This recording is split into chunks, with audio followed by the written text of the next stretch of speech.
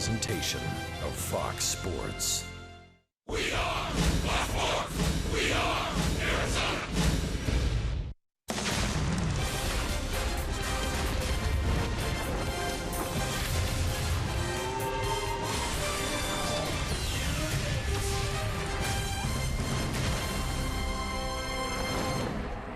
It's a bright, sunny Sunday in Baltimore, the finale for the Diamondbacks against the Orioles to conclude the next-to-last road series of the season. Diamondbacks baseball is presented by Sanderson Ford. It's the D-backs from Baltimore on Fox Sports Arizona. And good morning from Oriole Park at Camden Yards. Welcome to the broadcast. Steve Berthune, Bob Brenly along the way. The pitching matchup today is Braden Shipley for the D-backs and Dylan Bundy for the Orioles. But all of us here in Baltimore join the baseball world in mourning the tragic death early this morning of Marlins pitcher Jose Fernandez. Yeah, really a crushing loss for the game, certainly for the Marlins and the Fernandez family. This kid won 12 games as a 20-year-old. Career ERA about 2.5. He had struck out nearly 600 hitters in less than 500 innings.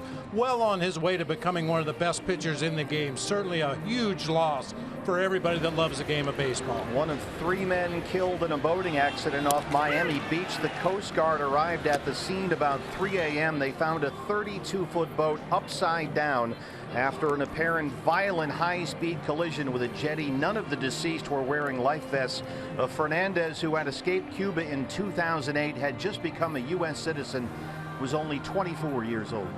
Yeah, and you saw Don Mattingly on the pregame show. Passion and joy are the words that come up. We can give you all the numbers about Jose Fernandez, but really his zest for the game, the way he inspired his teammates and everybody in the city of Miami, can't say enough about what this young man has done very early on in his life. He will once again be sorely missed. And the Marlins have canceled their scheduled game today. We will play this one with heavy hearts all over the baseball world.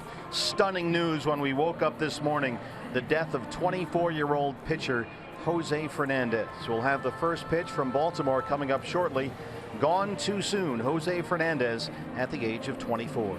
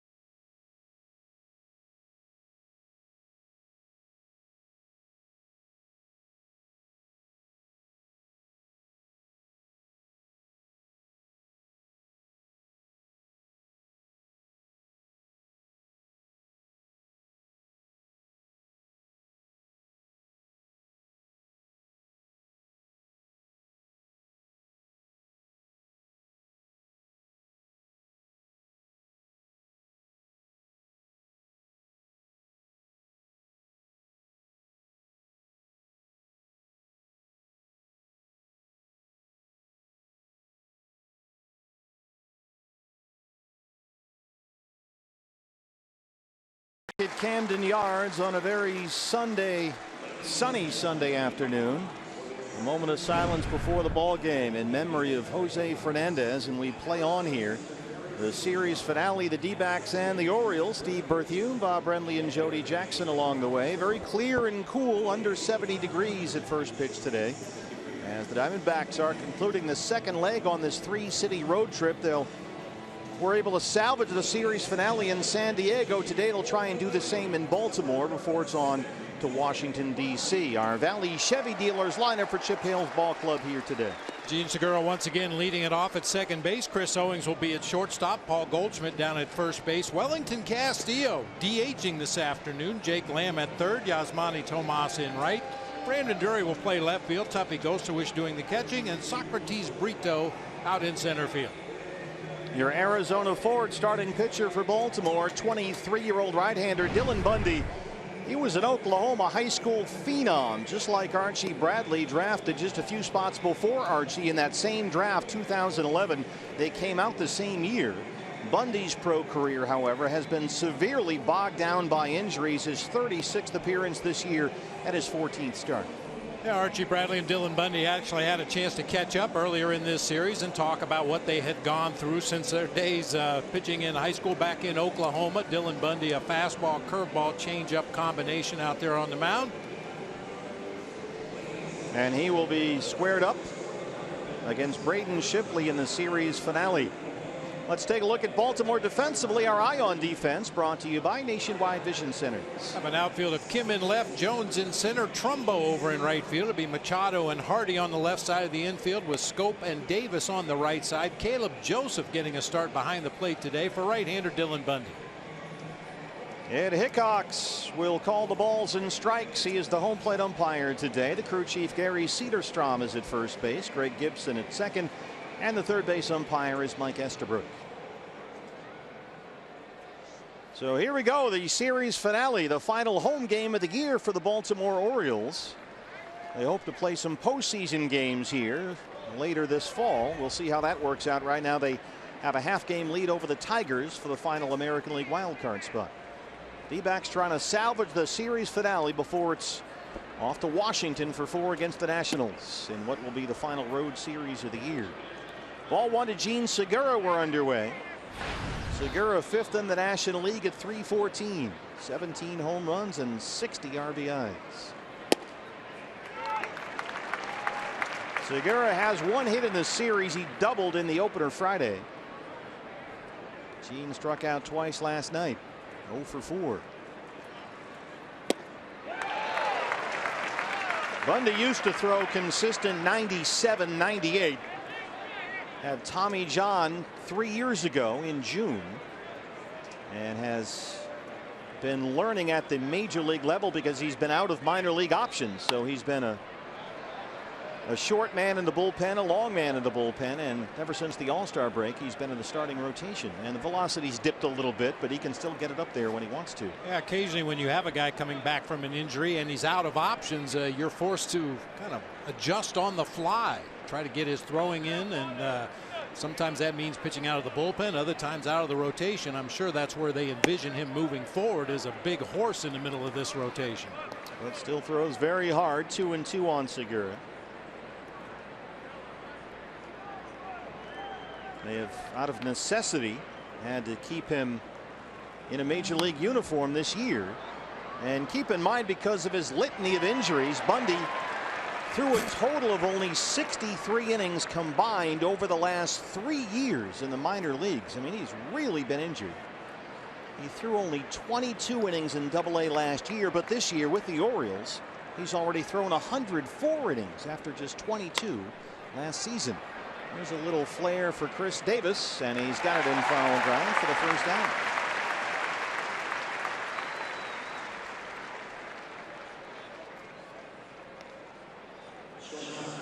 Chris Owings in there at shortstop again today. 276 and 4 homers. CO with a pair of hits in this series. He singled twice Friday night. As you mentioned, bright sunshine here at the ballpark today. Right now, judging from the shadows, it figures to affect the guys on the left side in the middle of the field early in the ball game. We'll see how it moves as the game moves on. Not a cloud in the sky overhead.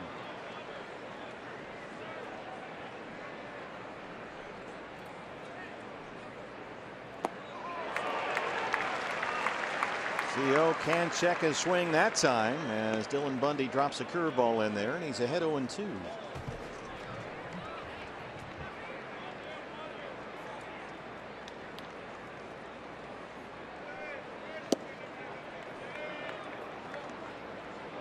Dylan Bundy, when he first began at the lower levels of the Orioles minor league system, was a teenage sensation. Drafted out of high school in Owasso, Oklahoma, the 4th overall pick in the draft. And he was highly impressive at places like Delmarva and Frederick. In fact, there was a bit of Bundy mania in Baltimore. He made a couple of brief big league appearances as a 19-year-old. That was the year after he was drafted out of high school. But the injuries have completely stalled things ever since. Chris Davis runs out of room. Bundy developed some arm soreness in spring training the following season. That was 2013. That resulted in Tommy John surgery that summer. And he spent the next 2 seasons battling some lat problems, some forearm problems, shoulder issues. Just 9 minor league starts 2 years ago and only 8 last year.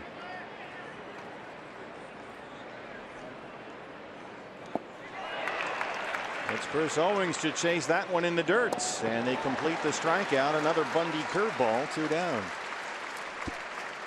Yeah, after the half swing earlier in the sequence, you knew Bundy was going to come back to that curveball once he got to a 2-strike count. Bounces it out in front of the plate and gets a swing and a miss from Chris Owings. Paul Goldschmidt now. A 3-hit night last night for Goldie. He's got 4 hits and a walk in this series. He's hitting .301 with 23 home runs. Goldie has hit safely in every game he's played on this road trip so far. The Orioles put the shift on. 3 infielders on the left-hand side. Chases a high fastball, and it's 0-1. You mentioned 3 hits for Goldie, including a double. Scored a run last night. He was 3 for 4. All 4 of his at-bats, he came to the plate with nobody on base. That's just the way it works. And Gene Segura 0 for 4. Chris Owings 0 for 4 last night. And he didn't have a whole lot of offense behind him either. D-backs scored their only run of the ball game last night in the 9th inning. After Goldie led off the 9th with a single, Brandon Drury the RBI double. 1-2 now. Right, if you weren't with us last night, Wade Miley was just about as good as we've seen him. Absolutely. Just pounding away at the bottom of the strike zone, getting a lot of easy outs, a lot of quick innings, other than Paul Goldschmidt. And Wade saluted Paul for his night last night. In a sense. He flipped him the bird, frankly, from the dugout, and much was made of it after the ball game. But Wade said, "Oh, no, let's stop this right now. It was just a joke. It was meant only for Goldie and nothing else." They're very good friends. But Wade was outstanding last night. Center field, Adam Jones coming in, and he's got it. A Gold Glove center fielder with a rolling catch to end the top of the first. Braden Shipley coming up next from Baltimore.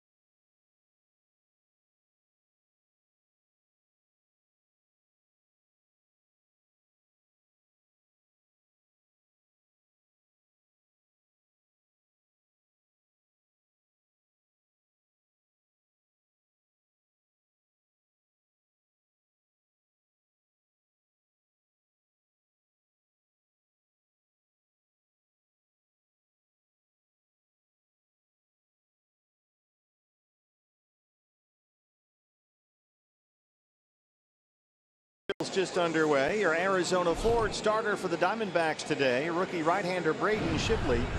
His 12th appearance this season, his 10th start. And this is his second start in a return to the rotation after 2 outings earlier this month. Came in relief when he was piggybacking behind Ruby De La Rosa.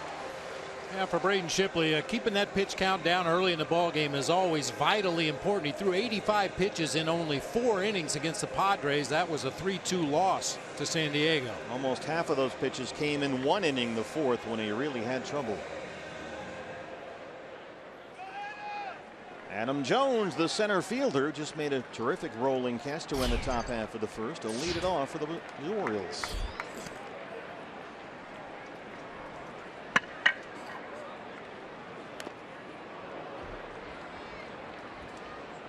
Been a quiet series for Adam Jones. Just 1 hit, a single. That was Friday. He has walked 3 times in the series, twice intentionally. 271 and 28 homers.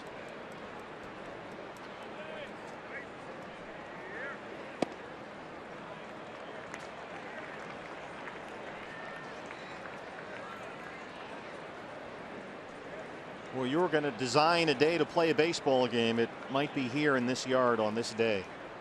It is just gorgeous.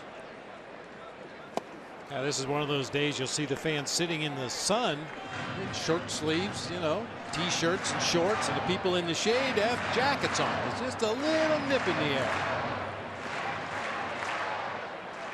Also got playoff fever in the air, trying to hang on to that second American League wild card. A half game over Detroit as we start play today. And this is the final home game of the year for the Orioles in 2016, at least they hope, in the regular season. It's been fan appreciation weekend throughout this series.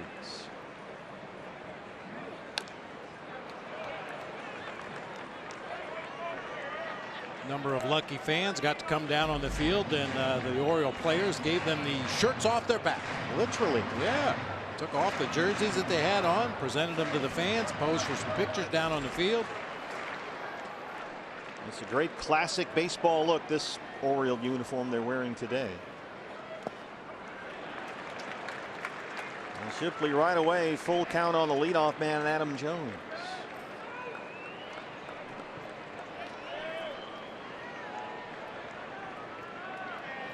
I always like that white front of the cap. Don't see that too much anymore. They went back to that a few years ago. Braden Shipley strikes him out to lead off the ball game. Our Valley Chevy dealers line up for Buck Showalter's Birds. I've seen Adam Jones at the top. He went down on strikes. Chris Davis making his way to the plate right now. He'll be at first base. Manny Machado at third. Mark Trumbo in right field. Pedro Alvarez serving as the designated hitter today with J.J. Hardy at short. Hyun Soo Kim in left field, Jonathan Scope at second base, and Caleb Joseph doing the catching. D-backs put the shift on for the dangerous Chris Davis. Davis 220 and 38 home runs. A couple of singles and RBIs last night. He was 0 for 5 Friday. And he struck out 4 times in the series. He leads the majors in strikeouts for the second year in a row. But for a guy who strikes out as much as he does, he still gets on base fairly often, considering he's a big power hitter with a low batting average. He's on base percentage this year just over a .330 clip. He walks a fair amount as well. Tapper back to the mound. Shipley has it. 2 outs. Our eye on defense for the D-backs, brought to you by Nationwide Vision Center. Chip Hale featuring outfielder Brandon Drury in left. Socrates Brito getting a start in center. Yasmany Tomas back in right field. Jake Lamb and Chris Owings will man the left side of the infield, with Gene Segura and Paul Goldschmidt doing the same on the right side. Tuffy Gosowich getting the nod behind the plate today, and Braden Shipley, the right-hander, on the mound. Manny Machado. 3 hits in the series, all singles. Now batting an even .300 on the year.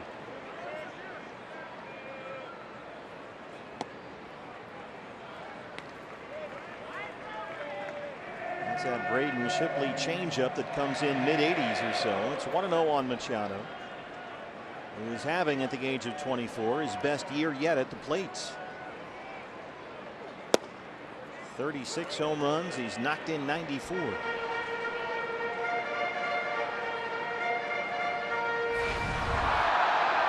And this lineup, when you've got Davis, Machado, and Trumbo all batting in a row, can be pretty daunting. Baltimore leads the major leagues with 244 home runs. They've got 6 guys who've hit at least 20. And they are just the 19th team in Major League history to have done that, and the first since the Blue Jays 6 years ago.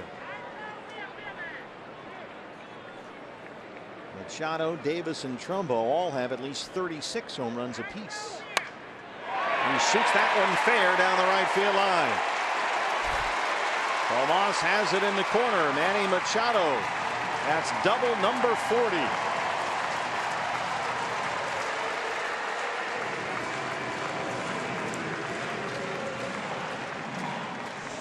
Well, BB, it's time now for your Valley Honda dealers. Key to the game. Any team, any pitcher against this lineup in this ballpark, you've got to keep the ball in the yard. So we want to clip the Orioles' wings today. Well, I note the timing of that Valley Honda dealers key to the game, because here comes the Major League's home run leader. It's the former D-back Mark Trumbo. 4 hits in this series, a double and 2 home runs.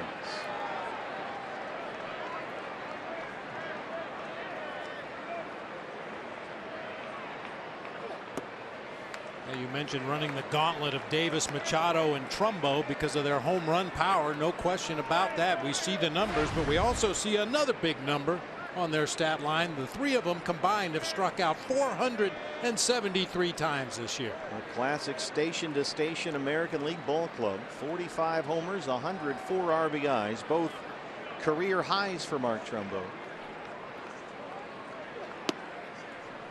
1-1. A home run in the 12th inning Friday night for Trumbo. That was the walk-off winner. He hit another long home run last night.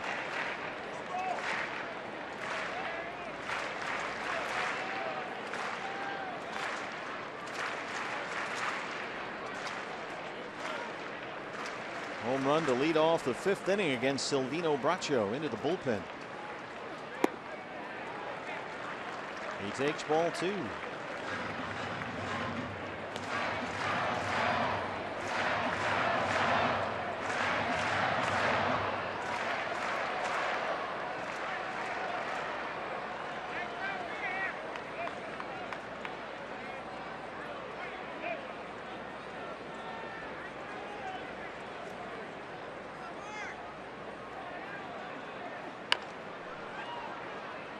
That's foul at third, right by third base coach Bobby Dickerson over there, and it's 2-2 on Trumbo.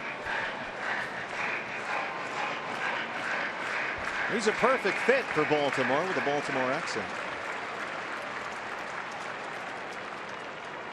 See that sunshine beaming off the bill of the helmet there. Starting to feel a little bit like football weather. A little bit. Like postseason baseball weather. Yeah. The Ravens Stadium is right across the parking lot at the Camden Yards complex. This is Oriole Park at Camden Yards, but Camden Yards includes the whole area, and the Ravens are out of town today, which is a good thing for us. Yeah. Had a big crowd at the ball game last night, more than 40,000.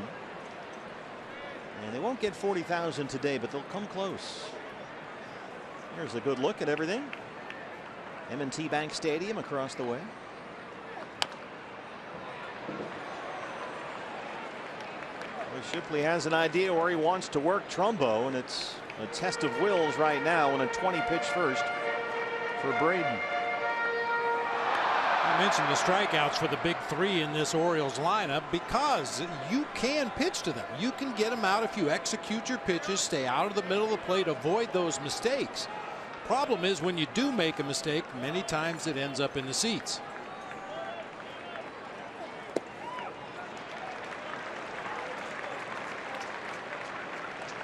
Tried to throw that hard curveball down and away. Silvino Bracho fastball to Mark Trumbo last night could not have been more center cut. Yeah.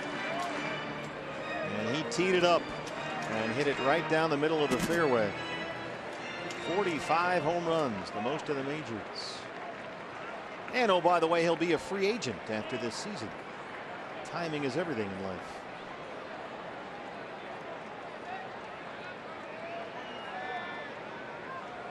So here we go. 2 outs, 3 balls, 2 strikes. Just gets a piece to stay alive. This is becoming a real battle here.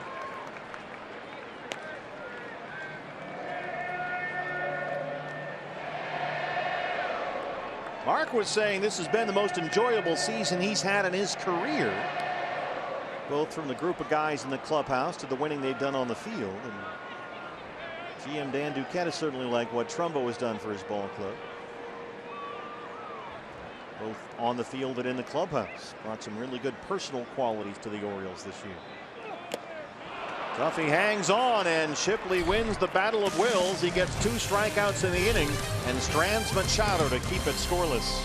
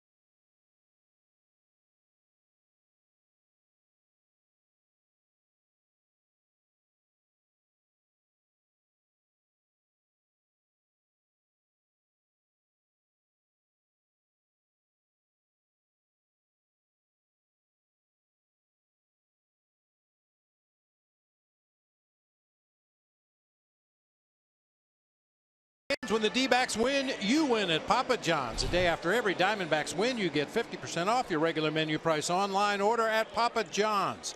Enter promo code DBACKS50 at papajohns.com. Wellington Castillo, the cleanup man, leads it off for the D-backs in the 2nd inning against right-hander Dylan Bundy.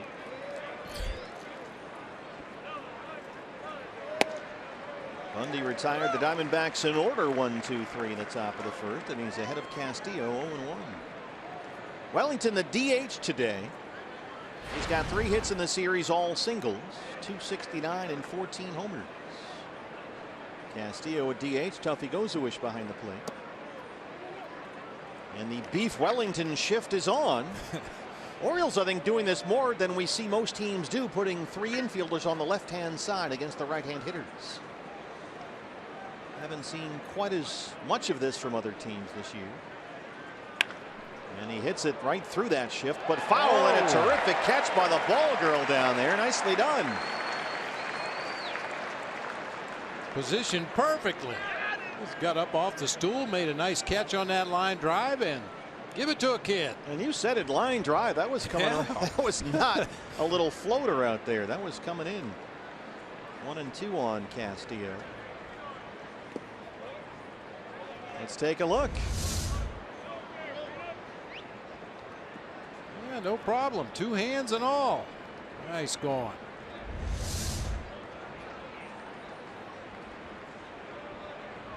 She made her biggest play in the last home game of the year. That's the way to do it. Bundy with his 2nd strikeout.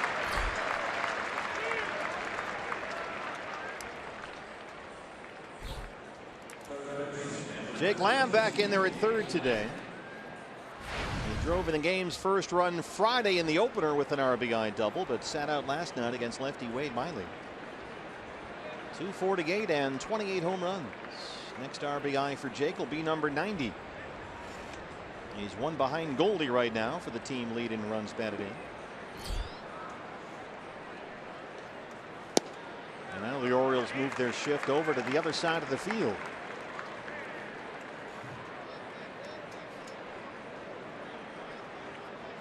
J.J. Hardy, the shortstop, right by second base umpire Greg Gibson out there. And leave Machado by himself midway between second and third. Jake scuffling right now. He's 2 for his last 31 at the plate.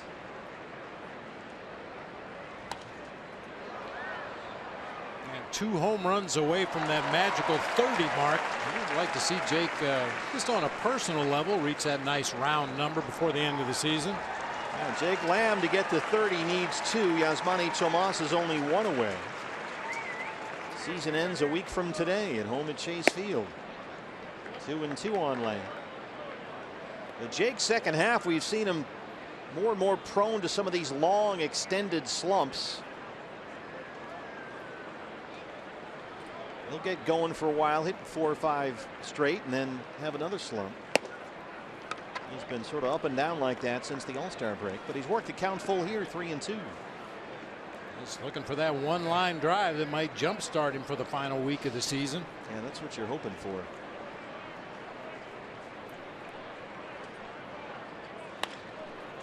A roller into the shift. Scope, the second baseman from right field, throws him out. 5 up, 5 down for Bundy.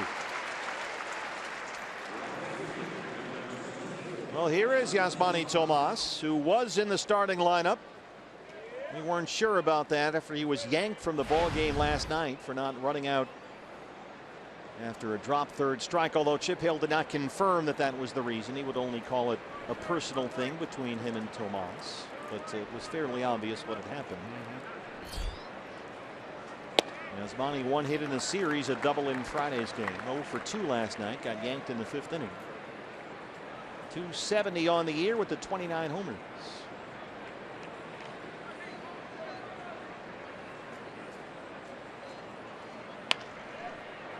Any surprise that he's in the starting lineup today? Well, a little bit, but of course we don't know what goes on down there in the clubhouse. If Chip Hale had Yasmany into the office, maybe used it as a teaching moment, a learning moment for the player. And apparently Chip is content that Yasmany learned his lesson. Has him right back in there today. Well, Dylan Bundy has struck out 3 of the first 6 he's faced. No score in Baltimore.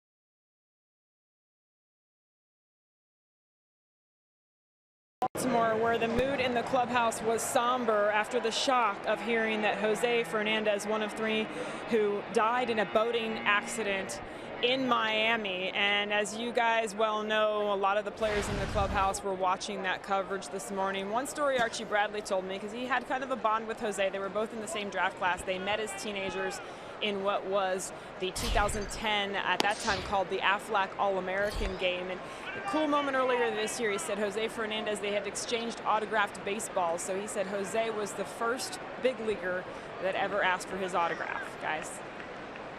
That was a stunner when you woke up this morning as Alvarez hits one away from the shift, and it's going to roll into left field for a base hit, or it should be, pardon me, E6. That one got away from Chris Owings.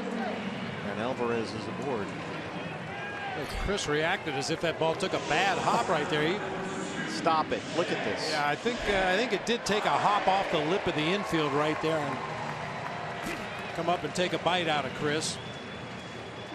Oh, he had some interesting scoring decisions in the ball game last night. That's the Orioles' second hit. So a leadoff single for Alvarez, and here's J.J. Hardy.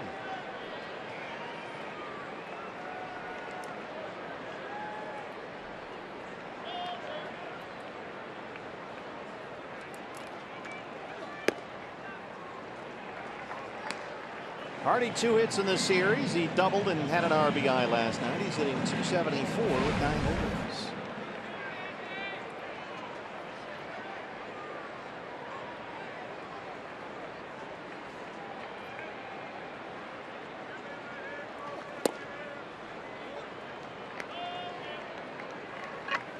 Just in case you haven't been with us the first couple games of this series, don't expect Pedro Alvarez to try to steal a base.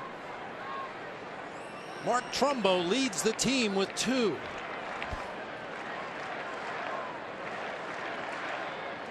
Yeah, the Orioles starters today have combined for a total of 8 stolen bases this year. They are station to station American League Baseball. And you've got that wind blowing out to the wind tunnel in left center here today. It's the most wind we've seen since we've been here. Pretty steady breeze blowing out to left center field. So why run when somebody will just get it up in that thing and hit it a mile? Worked for Earl Weaver. Pitching, defense, and 3-run homers.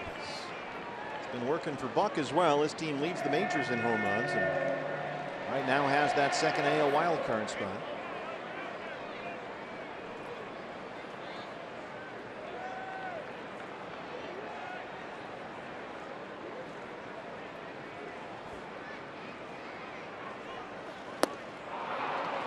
Braden Shipley seems up to the task so far. That's his 3rd strikeout. One down in the 2nd. Slider off that outside corner. One thing Braden has done a nice job here early in the game is establishing that hard 2-seamer inside to the right-handers, which opens up that outside part of the plate for that breaking ball or the changeup. Hyun-Soo Kim, the left fielder. Saw him bat leadoff in the ball game Friday. He's batting 7th this afternoon. Lifts that in the air, headed toward the seats, third base side, and it's out of play.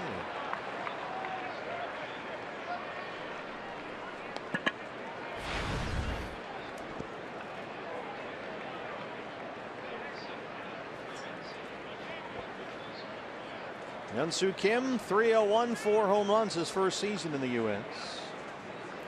We're being told about a scoring change. It's been an interesting weekend for that. In the 7th inning last night, Trey Mancini had reached on an error, E4, but I guess they've changed that now, right? Upon further review? Upon further review. Yeah. If they keep looking at last night's game tape, they might change a lot of them. You're exactly right. What game are you watching? 1-1.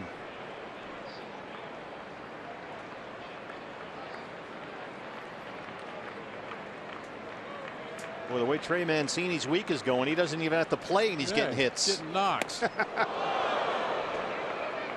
That's when you know you're going good. When you're sitting on the bench and get credited with a hit. You just got another hit. I'm not even in the game. That got a lot of oohs and ahs from the Orioles fans here, but Bill Ty just keeping Kim honest. 2-1 now.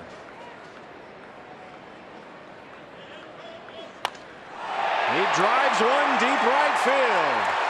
And it's another Baltimore homer. Hyun-Soo Kim, that's his 5th. And it's 2-0 Orioles.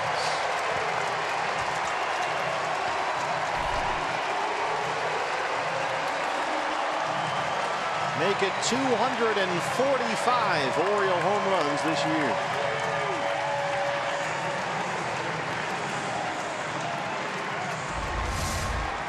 Watch Braden Shipley's reaction.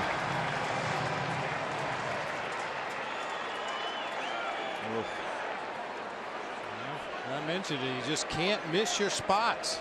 Pitch on the inside third of the plate, mid-thigh. Jonathan Schoop.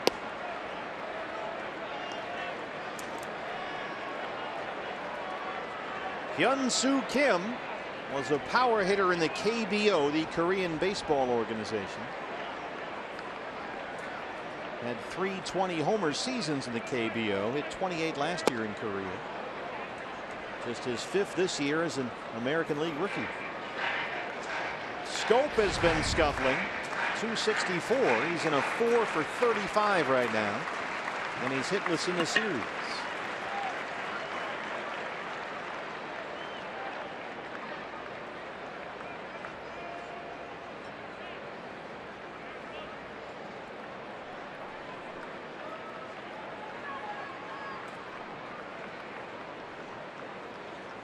Braden Shipley said after he started the game in San Diego to begin this road trip last Monday, said that everything felt kind of off. He was a little off, just didn't feel himself out there in that start against the Padres at Petco Park. It was his first start after 2 relief appearances behind Ruby De La Rosa, so his routine got a little jumbled.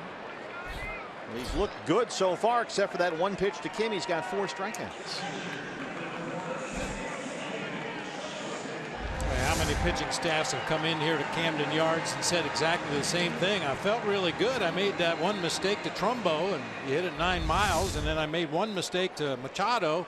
He hit it 9 miles, and that's how the Orioles beat you.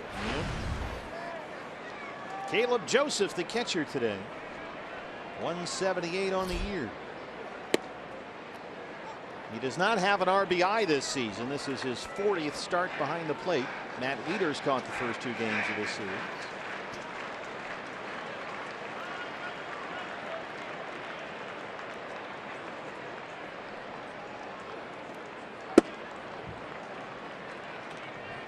.129 at bats without an RBI this season for Caleb Joseph. Do you know how good you have to be defensively to stay on a roster? He only has 3 extra base hits all season.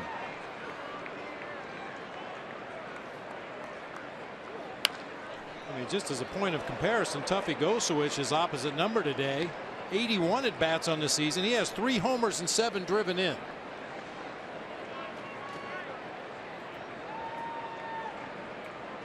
Well, Wieters has been the franchise catcher here for a while, even though the previous 2 seasons were marred by injuries.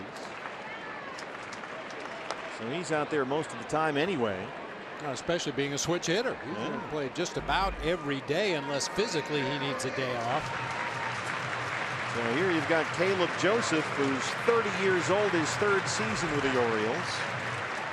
Played at Lipscomb University, a 7th round pick in 08.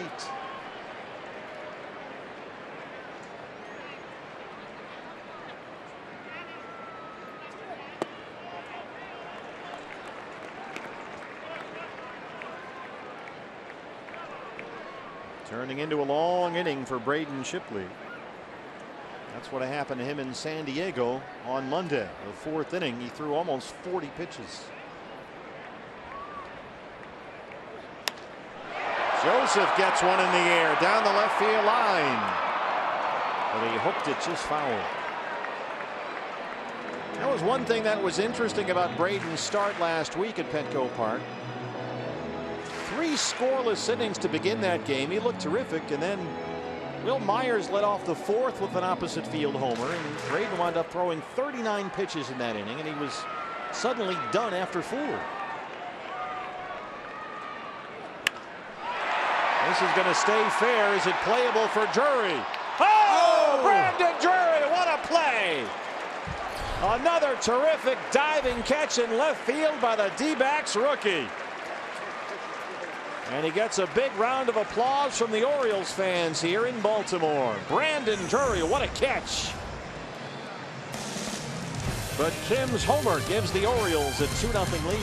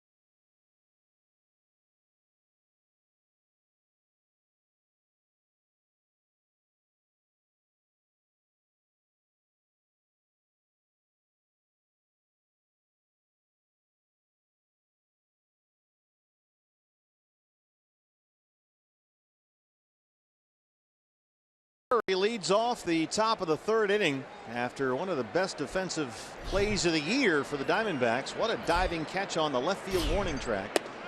Let's make it our Chaz Roberts Air Conditioning and Plumbing cool play of the game. Look at this. What a long way to run, and the sun to deal with out there. We mentioned the wind blowing out to left field, and Brandon never took his eye off the ball, tracked it all the way back to the warning track to make that diving catch.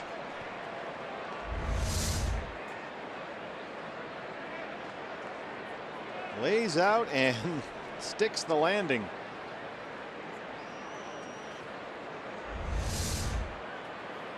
Brandon 276 and 15 homers. So far for Dylan Bundy, the Baltimore starter, it's been 6 up and 6 down. He's got 3 strikeouts. And he's ahead of Drury 1-2. Brandon has 2 hits in the series, both doubles. He drove in the D-backs only run of the game last night. Wade Miley was trying to get that final out and record the shutout, but Drury hit an RBI double off the right field wall in the 9th and knocked him out of the ball game.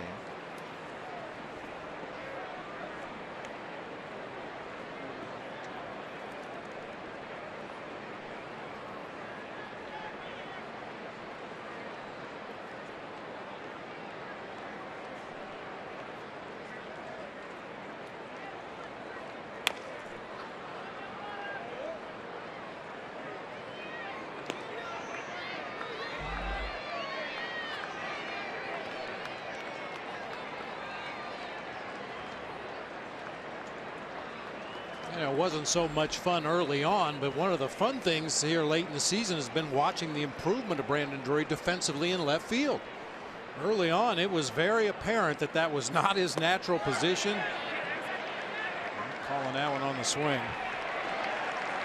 Brandon not thrilled with Ed Hickox as Bundy records his 4th strikeout. Yeah, he was very tentative out there earlier this season in left field, never having played out there before.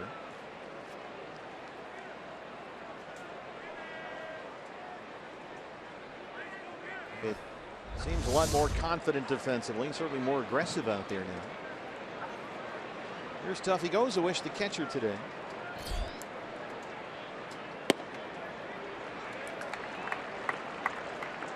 Tuffy's 25th start behind the plate this year. 160 with 3 homers.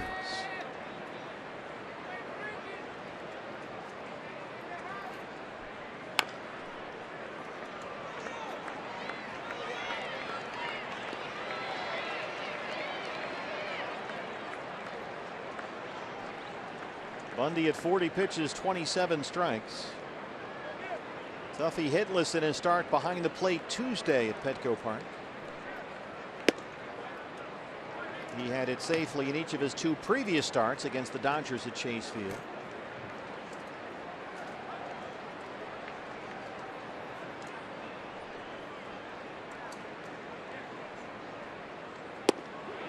Called strike 3. Dropped that breaking ball in there. 5 strikeouts through the first 8 batters for Dylan Bundy. Now, one of the popular sabermetric whatever it is terms. Spin rate. The pitcher's spin rate on a breaking ball. I don't know how you judge that. I don't know if there's a mechanism that is in place here at the ballpark today, but Dylan Bundy gets some serious spin on that curveball.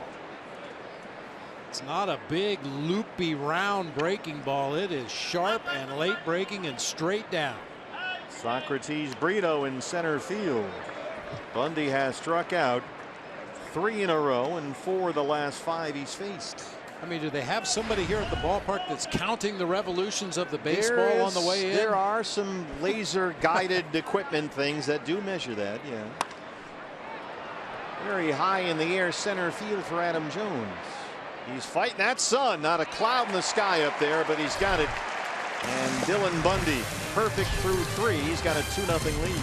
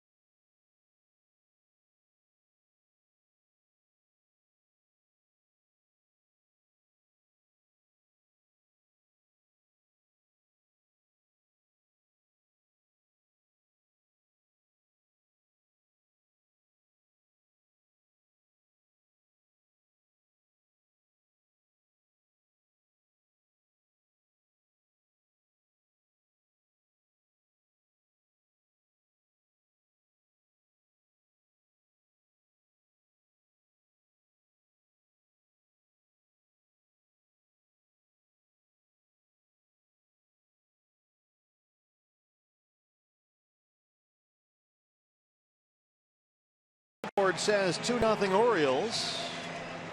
Valley Toyota dealers, let's go places. We're on a bus after this ball game, BB. We're busing to DC for 4 against the Washington Nationals, the final road series of the season, Monday through Thursday. And the Nationals will look at Tanner Roark, Max Scherzer, Gio Gonzalez, and Joe Ross in that series. Archie Bradley will pitch tomorrow night. Zach Greinke will not pitch Tuesday. D-backs still have not yet named a starter for that game. And then Shelby Miller Wednesday and Robbie Ray on Thursday. Adam Jones struck out to lead it off for Baltimore. That'll be the final leg of this final road trip of the year, a 3-city trip. Broken bat roller over the mound. Segura's on it, and he retires Jones.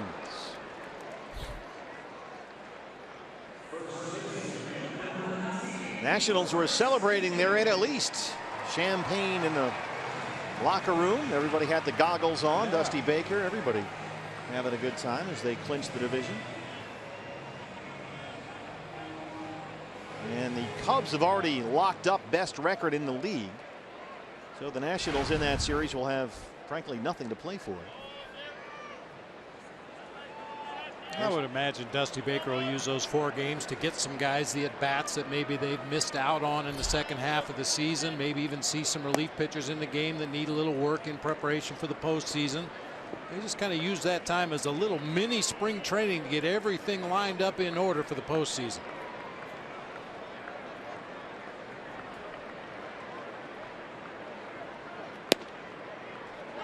One and one on the Orioles first baseman.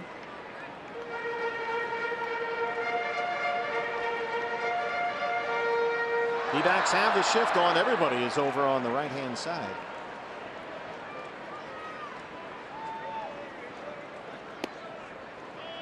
Umpires today are wearing black shirts, Diamondbacks black jerseys. Looks like the D-backs have about 13 defenders out there. A lot of defenders on that right side if you count the 2 umpires. Yeah, it's a really interesting defensive alignment. You look out there, you see all these black jerseys. Wow, they got this thing covered. Wait.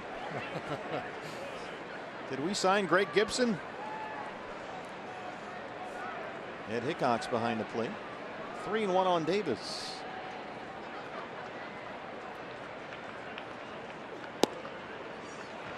First walk of the ball game issued by Braden Shipley. A 1-out base runner for Manny Machado.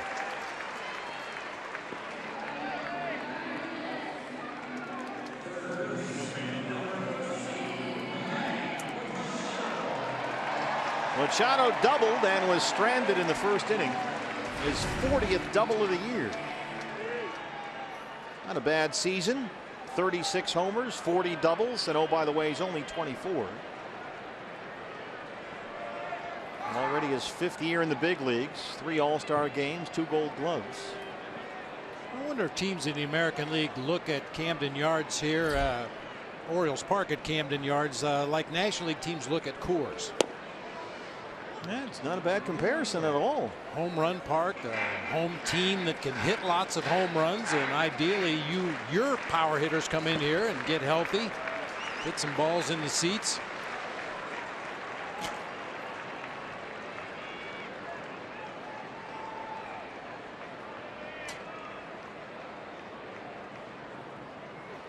It's a place where you'll see a lot of big scores, that's for sure, but the difference is that this is a small ballpark, and we know Coors Field has that enormous outfield, so even if you're not a home run hitter per se, there's lots of room for doubles and triples, but this is a very small ballpark.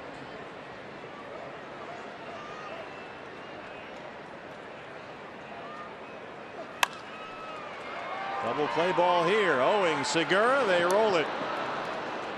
And Braden Shipley works around the 1-out walk. We are through 3. D-backs trailing in Baltimore 2-0.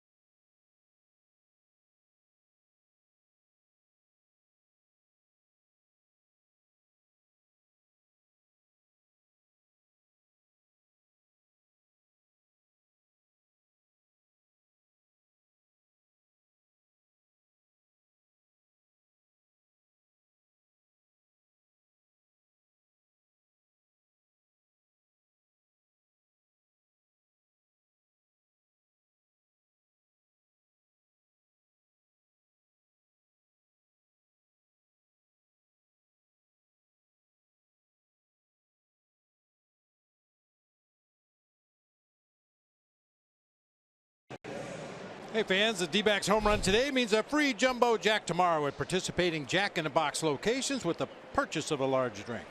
Well, Dylan Bundy has been sensational so far. 9 up, 9 down with 5 strikeouts, and now the leadoff man Gene Segura leads off the 4th. Bundy struck out 1 in the first, 2 in the second, and 2 in the third. And at one point struck out 3 in a row and 4 of 5 D-backs hitters. Segura popped up to lead off the ball game. He's ahead 2 balls and no strikes. Still with only 1 hit in the series, a double on Friday. In fact, there's been a bit of a slow week for Gene Segura. He's 3 for 19, now 3 for 20 on the road trip. As he chases 200 hits, he's leading the National League right now at 192. He's got another one. He rolls it down the left field line by Manny Machado. Kim will play it in the corner. A leadoff double for Gene Segura, and that's double number 40. Nice. First hit today for the D-backs against Dylan Bundy. And Gene would like to keep that baseball. Double number 40 right down that third base line coming at you. You've got to hit it pretty hard to get it by Manny Machado down there at third base, and that's exactly what Gene does. Gene, the hitting machine, the pursuit of 200, and that is number 193. D-backs record is 206, set by Gonzo. So the leadoff man in scoring position. And here's Chris Owings, who was a strikeout victim his first time up.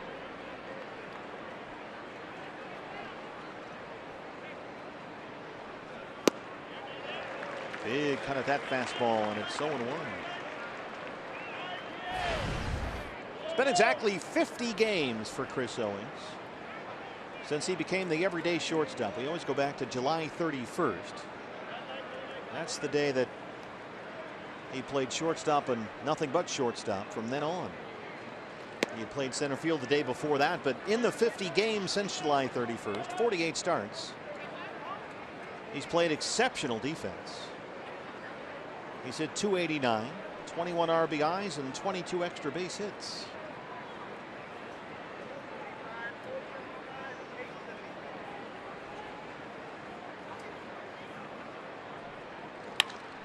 That one is right at Machado. Looks Segura back to the bag and throws out Owings.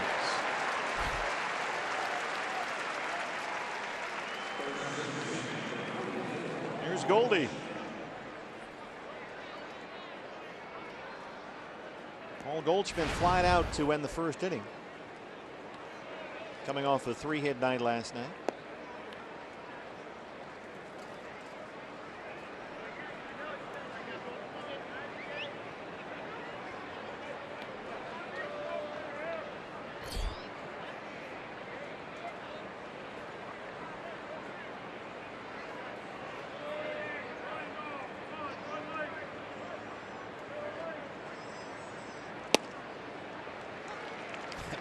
Looks like Gene Segura would like to steal third base. Had a nice walking lead out there at second. Nobody even close to him defensively. One jab step toward third base and then held his ground. Yeah, with Goldie at the plate, you better make sure you can make it. Absolutely. A little inside move to second base by Bundy that time, just to make sure Segura wasn't edging off that bag too far.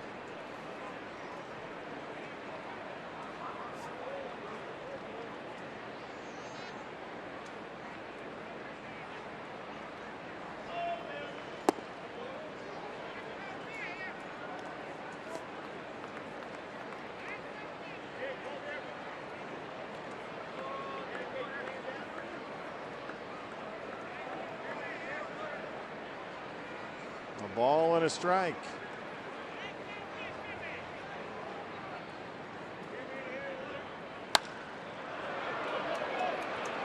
That's a fair ball. Trumbo in front of the right field wall. This will get Segura home, and it's an RBI single for Goldie. A 2-1 ball game.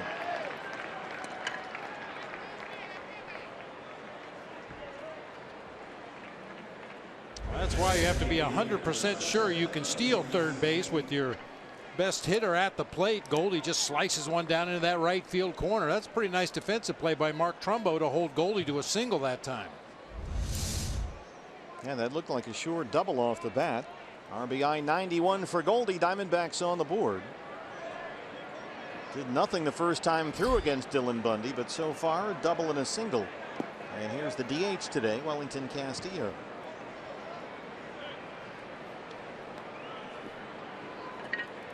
Castillo struck out to lead off the second. Just his third career start as a designated hitter. He was the DH twice last season, once with Seattle and once with the Diamondbacks. So we've seen Kyle Jensen as a DH in this series. Last night, Phil Gosselin, who batted ninth as the designated hitter, and today Wellington Castillo.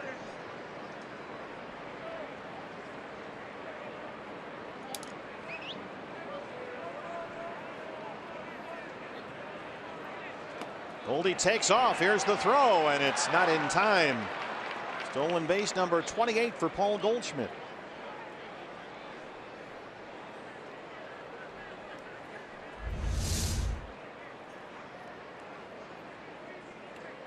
We've seen Goldie get bigger jumps than that, but Joseph's high throw was high and to the shortstop side of the bag, gave him plenty of room to slide in underneath the tag that time. Keep an eye on him out there at second.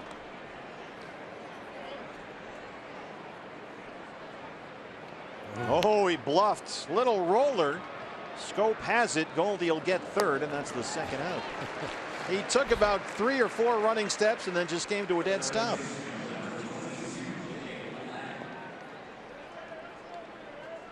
We'll see if Jake Lamb can come up with a 2-out RBI hit and tie the ball game. Jake grounded out his first time up.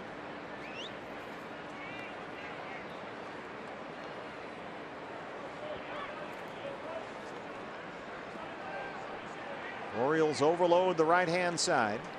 Machado halfway between second and third on the left.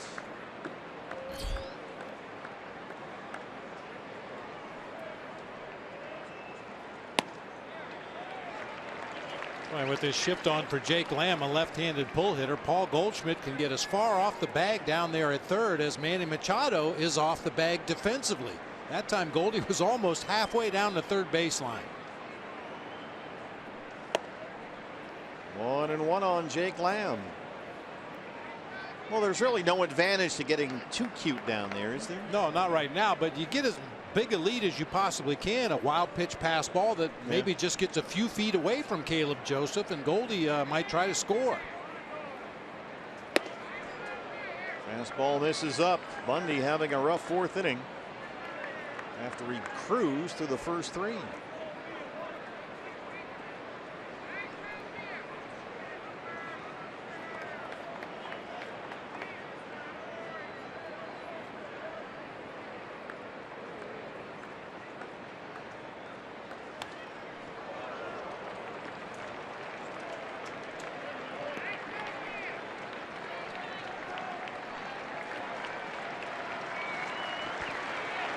Two balls, 2 strikes, and 2 outs. Orioles fans perk up.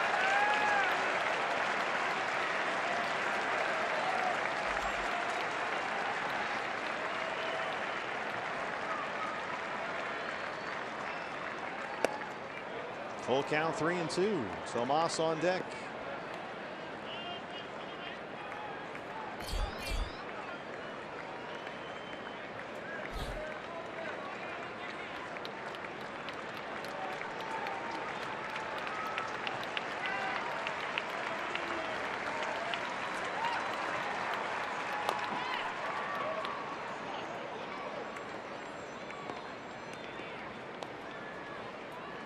Two changeup that time from Dylan Bundy, and Jake just able to get a piece of it. Bundy will throw a lot of changeups in that 3-2 count. There's only 2 left-handed hitters in the Diamondbacks lineup today, but expect to see a lot of those on those full count pitches. Caleb Joseph wanted that fastball up, and we'll do it one more time.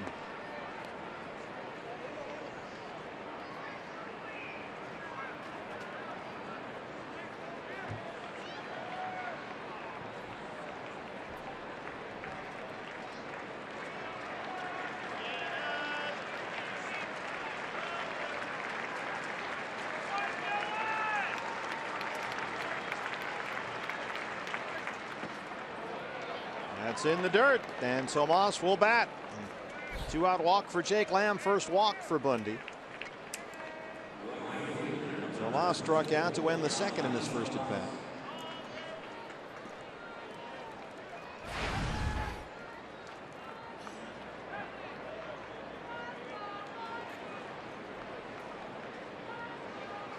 A run is in for the Diamondbacks. Goldie at third, Lamb at first, and 2 outs.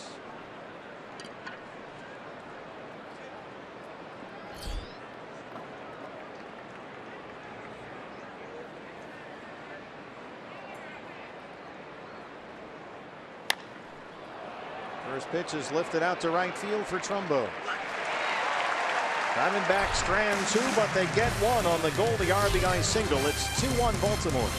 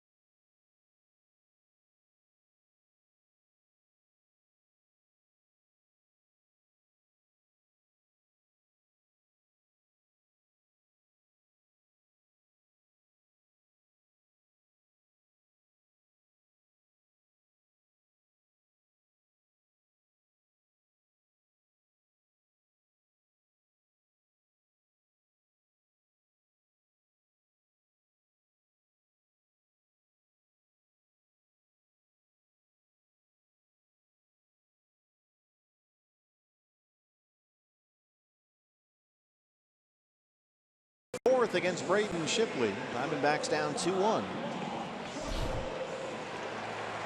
Hyun-Soo Kim, a 2-run homer, made it 2-0 Orioles. Diamondbacks just got one back in the top half of this inning. A SEGURA double and a Goldie RBI single. Trumbo struck out his first time up.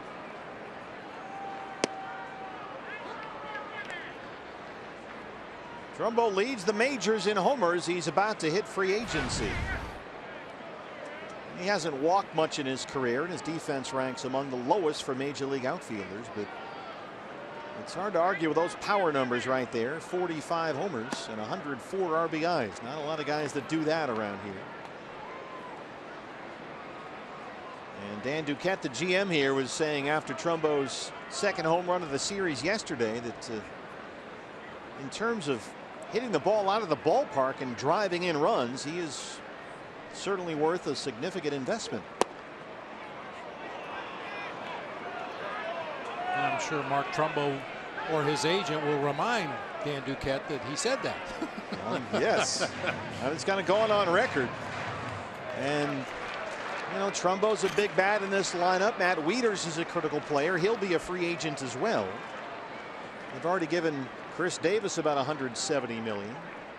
Going to have to pay Manny Machado very soon down the road here, so they're going to have to figure out some money scenarios. Will Trumbo get his money here or somewhere else?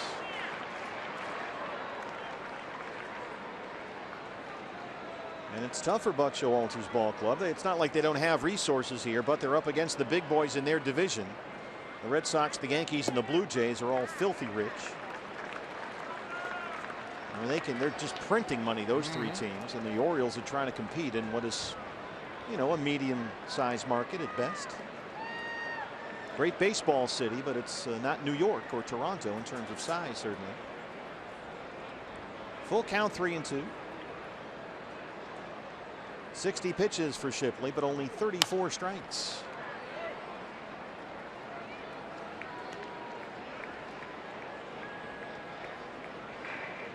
But Dan Duquette was raving, as we mentioned earlier, about what Mark Trumbo has brought to this team as a person. He's a tremendous guy, a great clubhouse presence. You hear that a lot. It's cliched, but in Mark's case, it's true. And they love what he's done inside the Orioles clubhouse. He's a great teammate. And he looks at strike 3. 5 strikeouts for Braden Shipley.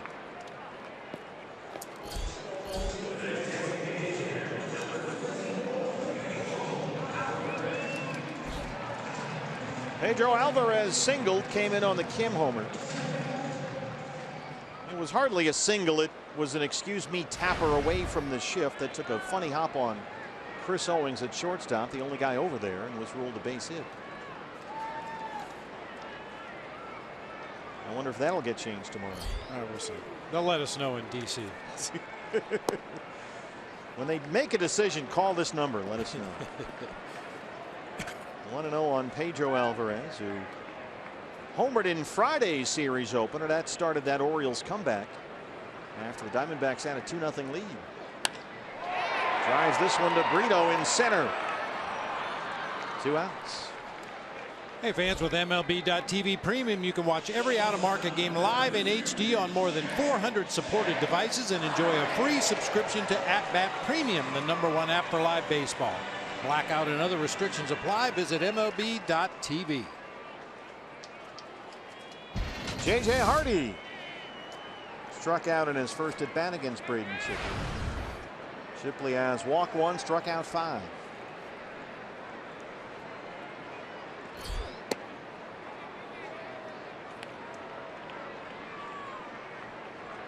Hardy put up some big power numbers his first 3 seasons in Baltimore, but he's fought through some injury problems in recent years. Also kind of watered down his numbers. He had shoulder and groin problems last year. This year he missed more than 40 games in May and June. He had a broken left foot. So he didn't do much offensively first half, but he's really picked it up since the All-Star break, and he's hitting over .340 in September. He's got another base hit here. Brandon Drury still playing very deep out there in left, and it's a 2-out single for Hardy.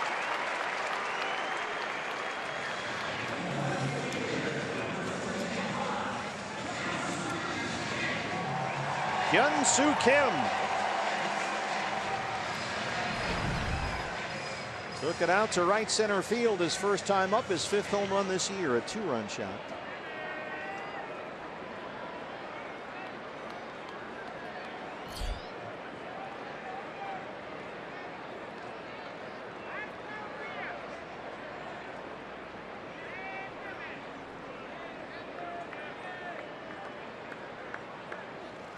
Kim's been a nice addition. They signed him from Korea. Didn't really cost all that much. He got a 2-year, $7 million deal. And he plays almost exclusively against right-hand pitching. He's hitting better than .320 versus righties this year.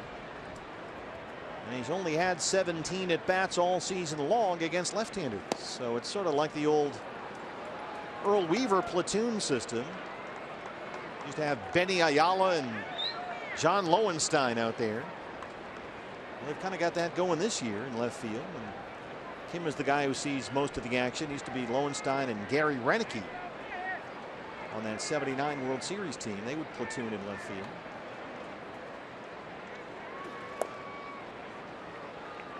But it's worked out well. It's been a nice pickup for them. Gets on base a lot, bats lead off a lot for a guy who doesn't run at all. And he's got occasional power.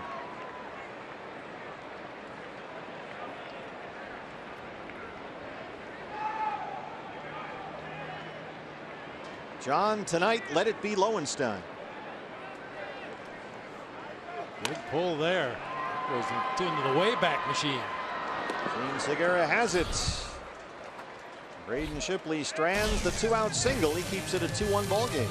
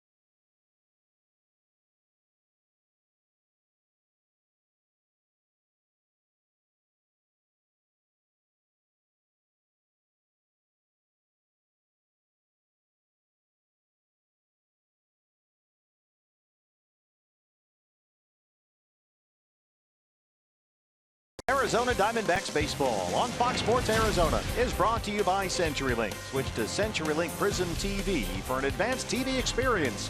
Learn more at cprismtv.com. By Jack in the Box. Taste the all-new Double Jack Burger today, only at Jack in the Box. By MidFirst Bank, true to your money. And by your Valley Honda dealers, where you get more standard features for less money. Oh, the beautiful Inner Harbor area here in the Charm City, Baltimore, Maryland. Steve Berthune, Bob Brenly, and Jody Jackson along the way as Brandon Drury leads off the fifth against Dylan Bundy. BB, we got to give a big shout out here. Buddy Ramos stopped by the TV booth to say hello. He's from Scottsdale and he's here today. As Brandon Drury hits that one to J.J. Hardy, the Tucson native, and he throws it out. So Buddy wanted to make sure that we said hello to Mary and to Pete and to Sarah back home in the Valley. So hi, Mary, Pete, and Sarah. That's from Buddy, who's here at the ballpark today. I actually ran into Buddy down on the concourse earlier today. No, he recognized the Sedona red shirt I had on and came over while I was having a bite to eat. Oh, no. He caught you in mid-pizza, huh? And he mentioned that he was here from Scottsdale. He's also going on to D.C. to watch tomorrow night's game against the Nationals. All right. Well, he's said hi to everybody back home. That's a good idea. Come down here and check out this beautiful ballpark for the weekend and then watch the D-backs and Nats in D.C. See some sights. The last road trip of the year, 2016. The season ends a week from today. One more home stand, if you want to call it that, home series coming up next weekend. Final 3 games of the year against the Padres. Get your tickets at dbacks.com. Don't forget that Saturday is D-backs Beer Stein giveaway, the last giveaway of the year.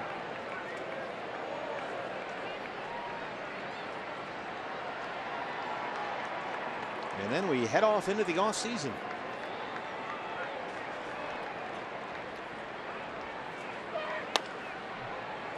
Jonathan Scope at second base. 2 outs. Well, once again, we've touched on it a couple of times in the second half of the season here, but the Diamondbacks are a half a game behind the Padres going into play today. And you don't want to finish in last place. There's something to play for those final 3 games. D-backs begin play today 64-90 on the year. 24.5 games behind the Dodgers. Socrates Brito in center field looks at ball 1. You always look for something to be a motivator, even in tough seasons. I mean, Joe Maddon's talking about the Cubs winning 100 games just so they have something to shoot for in the final week of the season, rather than just playing out the string. And he's smart enough to know, and we talked about that earlier, you don't want too long a layoff where it just doesn't mean anything, because that's just, it's hard to shake that, isn't it?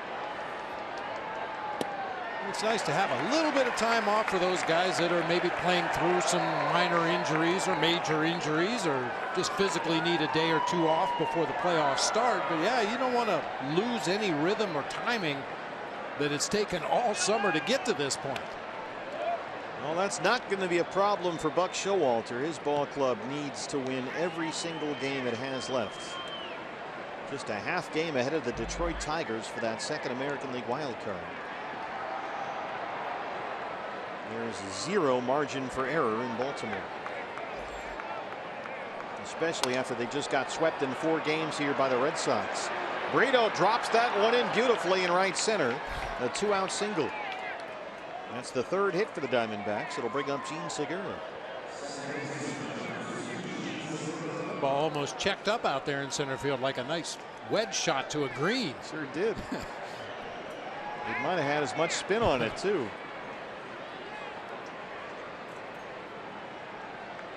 Good for Socrates. He had been 3 for 23 up there.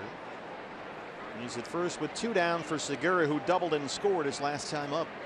Came in a Goldie RBI single. It was hit number 193 for Gene and his 40th double this year. Brito 2-0 in his stolen base attempts.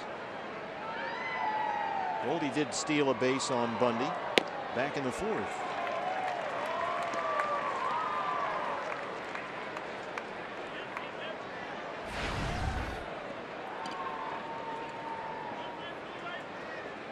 80 pitches now for Dylan Bundy, 53 strikes.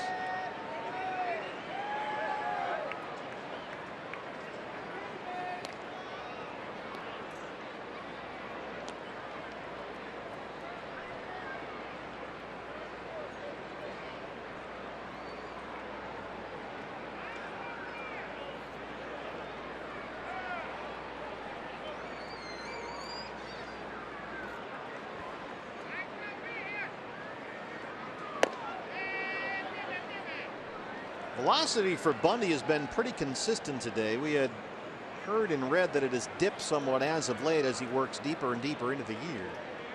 He's picked up a lot of innings. Last 13 appearances have all been starts. But during that time, he's lasted at least 6 innings only 3 times. There does go Brito, and Segura fouls it back. So the workload for Bundy has seemed to affect his velocity a little bit. He's dropped mid-90s to low 90s, but he's been pretty consistent 94 or so here today.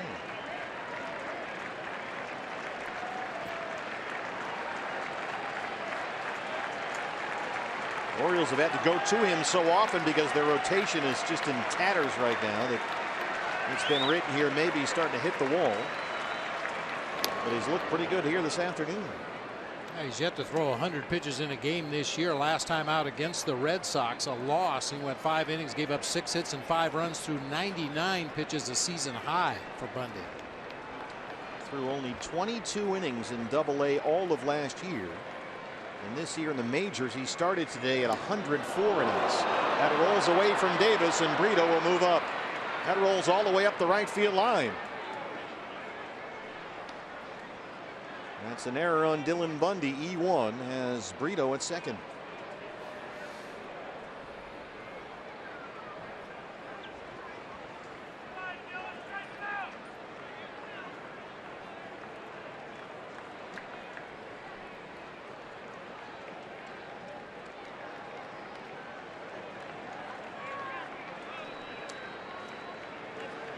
One and two on Gene Segura.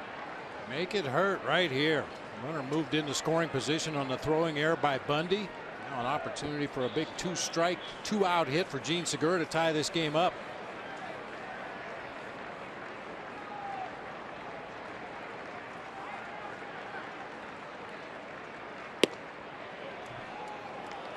God, are you kidding me?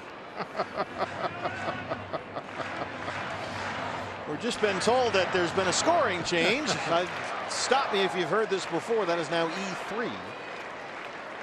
The error is charged to Chris Davis as Brito at second base.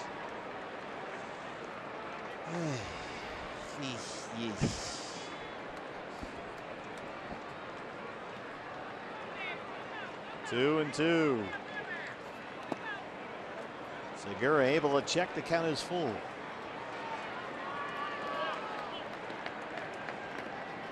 They may take one of those home runs off the board and change it to a double. The way this series have been going in the scorer's booth.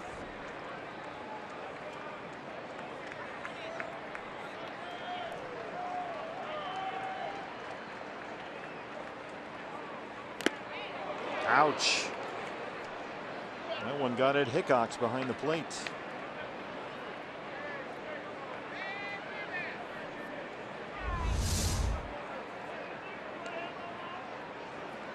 Right shoulder. Caleb Joseph will go out to talk to Dylan Bundy, and they'll give the plate umpire a moment. Yeah.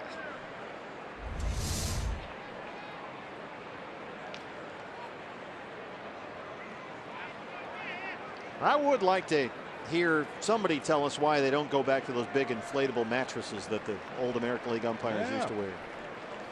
I know they don't look cool, but boy, they sure seem to work. Yeah, they have much more protection, especially for your hands and your arms.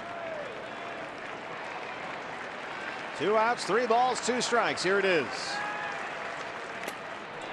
How about one more?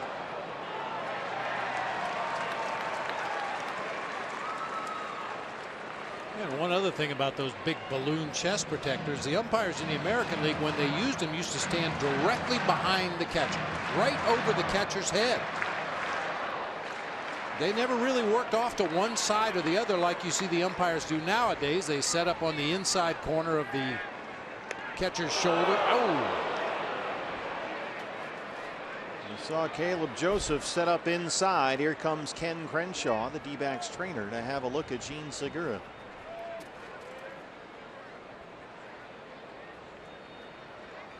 Left hand or wrist.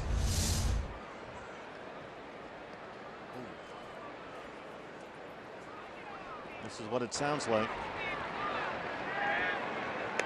Oh, that's bone. Yep. That's the thing you worry about with hands and wrists. There's just nothing there. There's very little muscle, anything to absorb the shock of getting hit by a pitch. All those small bones in your hand. Orioles are going to challenge this here. The sound was so loud that they think they may have a case. That might be a foul ball and not a hit. Batter hit by pitch is subject to review. So Buck Showalter came out and quickly said to Ed Hickox, we want to challenge that call. Well, Ken Crenshaw and Chip Hale are jogging off the field, so Segura seems to be okay, fortunately. But now we'll see what they say in New York.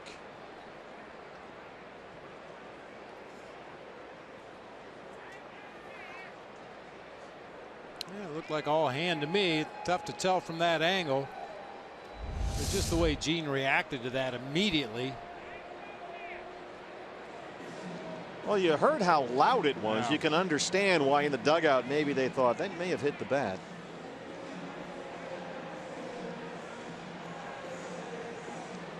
Michael Givens, who was so impressive here the other night, the relief pitcher, started warming up for the Orioles as Bundy approaches 90 pitches. So just in case he can't get through this fifth inning, Buck Showalter has someone up and ready.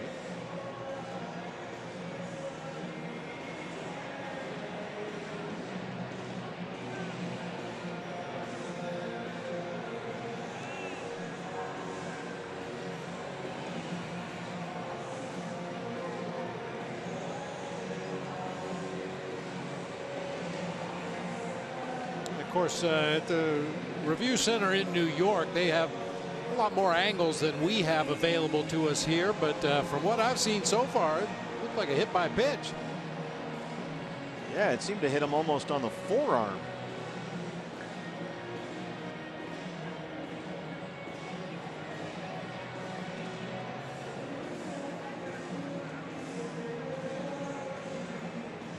Bundy started taking some warm-up tosses while we wait.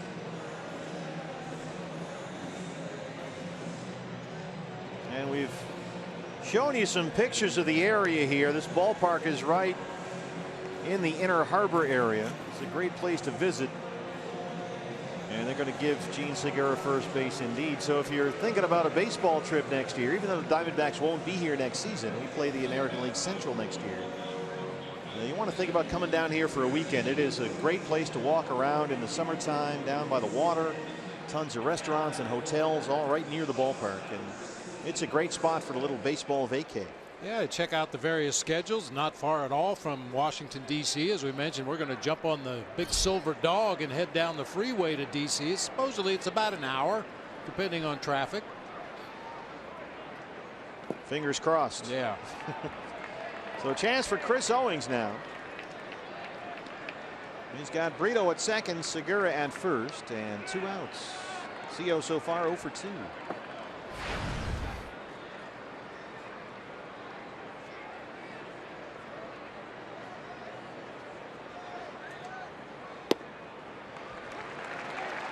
But if you're a baseball ballpark guy and you have the bucket list, this needs to be on it, that's for sure. This was really the original, the first manufactured nostalgia that is now so trendy with our ballparks. But this was really the first one, and it set off a whole wave of copycats. But they nailed it with this one, that's for sure. It's so unique having that warehouse out there on the other side of Utah Street behind right field. It's just such a landmark, and you'll be here at night and the sun will be setting on the warehouse, and it's just gorgeous. I took a lap all the way around the stadium today for the first time, and some nice areas out there behind the batter's eye in center field and behind the bullpens in left center field. Almost like a picnic area. You can Grab yourself some lunch, take your family out there, find a table. Great atmosphere. There's tons of great food right on the water. 2-2 to Chris Owings. 2 on and 2 outs.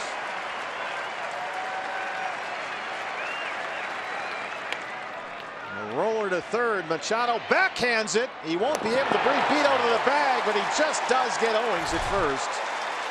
On a close play, Manny Machado ends the top of the 5th. He thought about trying to beat Brito to the bag, gave up on that, and nips Owings at first. It's still 2-1.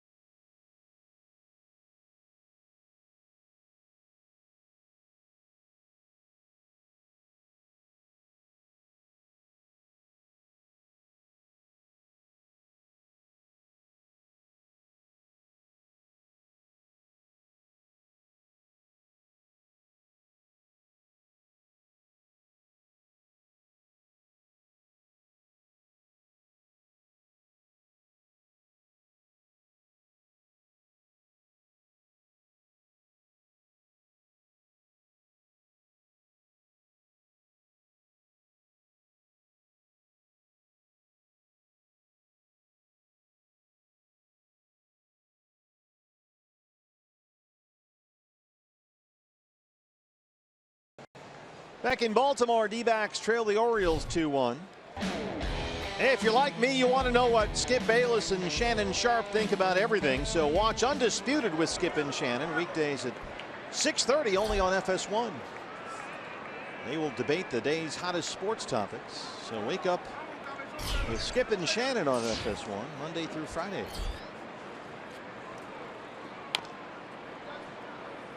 One and one on the Orioles second baseman. So far, Braden Shipley has walked 1. He struck out 5. He's given up 4 hits. The big one was Hyun-Soo Kim's 2-run home run in the second. That's been all the Orioles scoring so far. D-backs got their run in the 4th. A Segura double and a Goldie RBI single.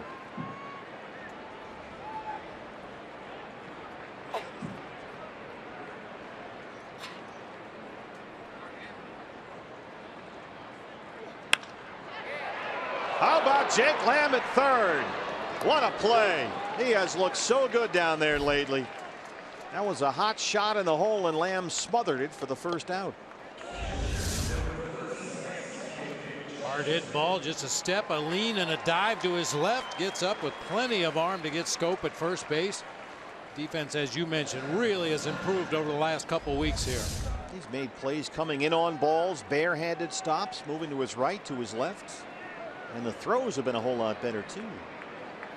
I think just like a hitting slump, a defensive slump can get between your ears a little bit, too. You know, you think about every throw. You work so hard on your footwork down there pre-game that when a ball's hit your way during the game, you tend to think, okay, left foot first, then right foot. You know, too much to think about. Just react.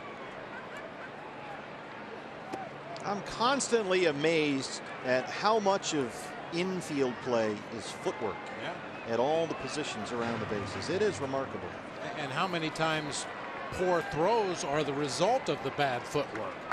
You know, it's easy to say, boy, this guy doesn't have a good arm. He doesn't know where he's throwing the ball. But more often than not, it's because his feet haven't gotten his body into the right position to make a good throw. And footwork around all the bases, it's different at every base for every position. And, you know, you take a guy like Gene Segura, sometimes he's on one side of second, sometimes he's on the other. Lamb is all the way over at second base half the time with all these defensive shifts.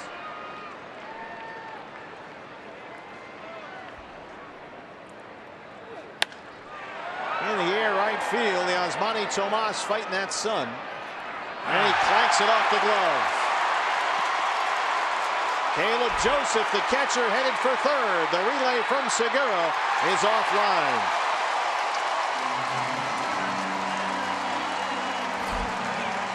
This could possibly be 2 errors. Obviously clanked the ball out there down the right field line. That's one, and then he fumbled it as he went to pick it up, causing Joseph to turn the corner at second and end up at third base. You can't see it in your picture right there, but Tomas picked it up, dropped it, and only then did Joseph attempt to advance on to third. Well, just what we need, another scoring decision here in Baltimore this weekend. They've just been so good so far. And we'll see what they have to say about this. As Adam Jones steps up, the D-backs infield will come in. With Joseph at third and 1 out, Jones so far 0 for 2. Only 1 error so far, E9. As Joseph at third. But stay tuned. Stay tuned. There's a strike on 1. Jones has struck out, grounded out so far. Still only 1 hit in the series. That was a single Friday night.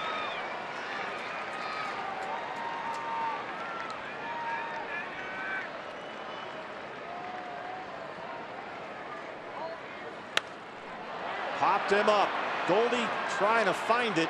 Not a cloud in the sky up there, and he's got it in foul ground. 2 down for Chris Davis.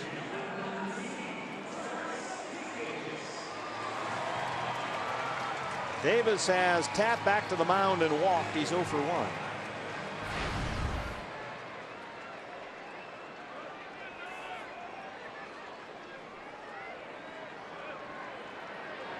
He had 2 hits last night, including a 2-run single in the 4th inning. Joseph at third and 2 outs.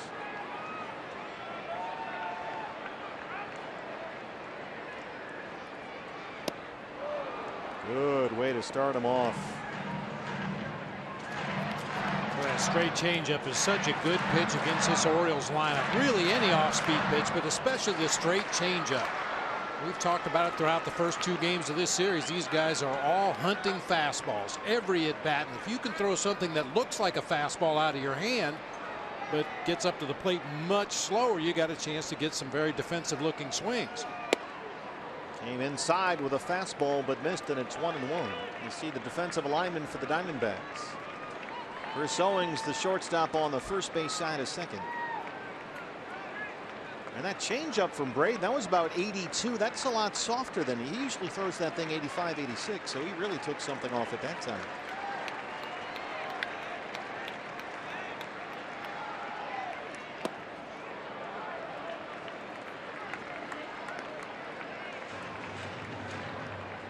Well, he's given them all 3, everything he's got pretty much.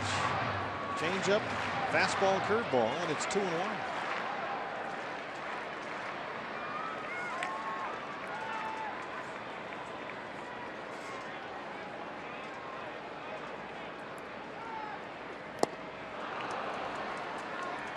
It's working.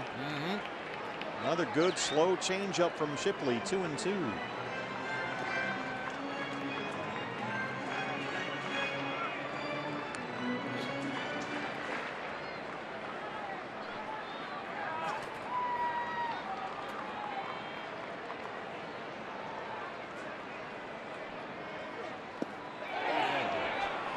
Yes, he did. Mike Estabrook rings up Chris Davis.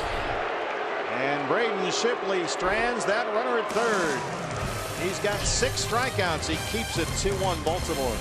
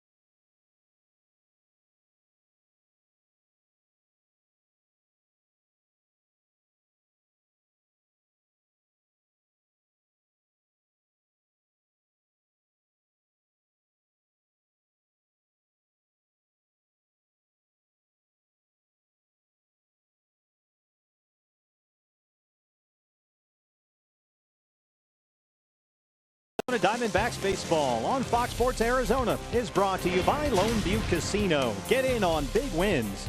By Chaz Roberts Air Conditioning and Plumbing. Choose Chaz. By Avondale Mazda. Come in for September savings and enjoy no payments for 90 days.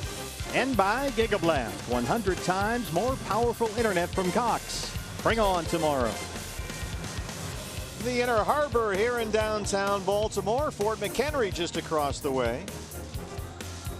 And the new pitcher for the Birds of Baltimore, it's the right-hander Michael Givens, who leads Orioles relievers in strikeouts this year. He looked very impressive when we saw him work the 9th inning Friday. A 1-2-3 ninth with 2 strikeouts. He retired the side on only 12 pitches. He struck out Tomas and Brito in that appearance, and it worked to Paul Goldschmidt to lead off the 6th. And again, the Orioles overload the infield on the left-hand side against the right-hand hitter. The first thing you notice about Michael Givens is that low arm angle. Whew. Now you can see why he's put up all those strikeouts. And now with 2 strikes, Scope, the second baseman, moves over to his normal spot. On in relief of Dylan Bundy, went 5 innings, gave up only 1 run. Just blows away Goldie to open up the 6th inning. We talked about a couple of these young arms in the Baltimore bullpen, including Givens, guys that really throw hard and have a lot of deception in their deliveries.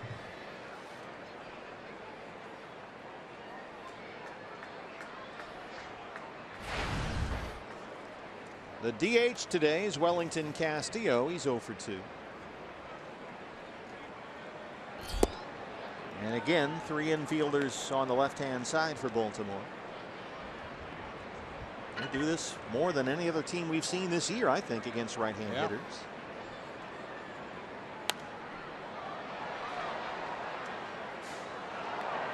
And you see it so often against lefties. It just seems like it would make sense to do it against righties, but you almost never see it, at least to this degree, over the course of one series. Especially with a right-handed pitcher on the mound, you could almost see it if it's a lefty, where the breaking pitches are always going to be coming into a right-handed hitter. He's more likely to hit that ball on the left side, but if it's a right-handed pitcher, especially like Givens, that throws hard, has a slider working away from a right-handed hitter, you think that some of those would squeak through the right side. Boy, this guy gives you that little Johnny Cueto turn. He comes at you from that funky angle, and he throws hard. Right there's the turn, there's the arm, and he plunks Castillo. Second hit batter in 2 innings. It was Segura in the 5th, now Castillo in the 6th. Scoring change, that's been ruled an error on Givens. It's been ruled a triple. Oh boy. You get a little snarky when you see some of these things that make you go, huh? What? Jake Lamb has grounded out, walked. And now the shift moves to the other side of the infield for the Orioles. Strike 1. See J.J. Hardy, the shortstop, in the second base spot.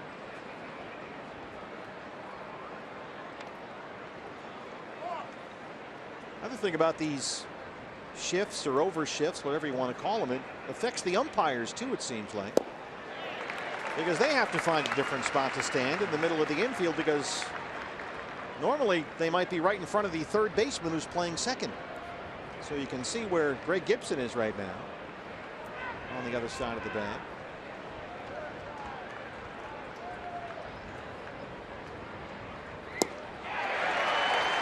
Jake Lamb strikes out. Hey fans, anytime the D-backs score 5 runs or more, Taco Bell is giving away 3 free tacos with the purchase of a large drink between 4 and 6 the following day at participating locations. Givens 2 strikeouts in his appearance Friday. He's got 2 more today. Now he'll work to Yasmany Tomas, who is 0 for 2.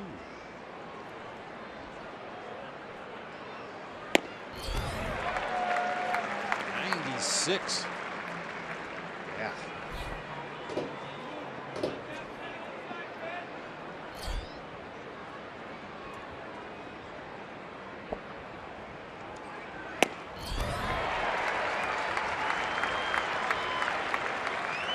We've seen Yasmani struggle against guys who throw hard.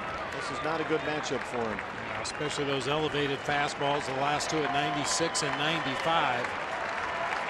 Michael Gibbons, a second-round pick out of high school in Tampa, and he strikes out 3 in the inning. Blows away Goldie, Lamb, and Tomas. D-backs down 1.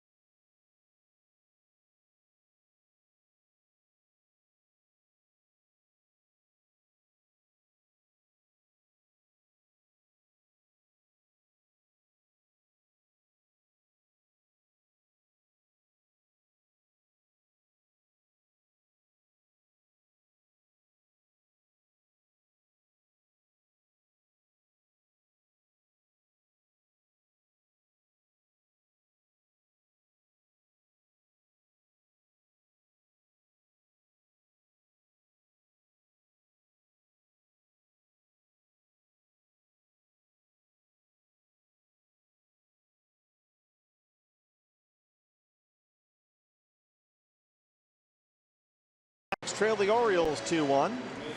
Greater coverage of baseball brought to you by T-Mobile. Look around the rest of the National League. We're headed to Washington later tonight on a bus. The Nats, who have clinched, tied up in Pittsburgh 4-4. Pirates fighting for a wild card spot, as are the Mets, who lead the Phillies. And the Giants, who are at San Diego later today. Dodgers are coming close to clinching the NL West. Boy, that just sawed off Manny Machado's bat right in half.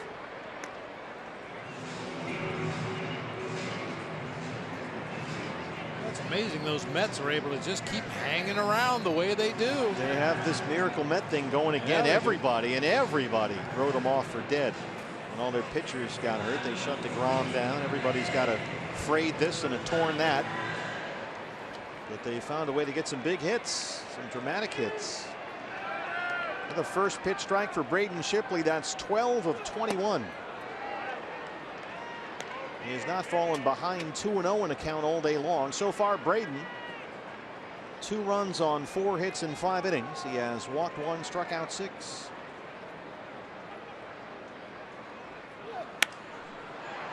Popped up behind first base. Goldie gives way to Segura, who's got it for the first out.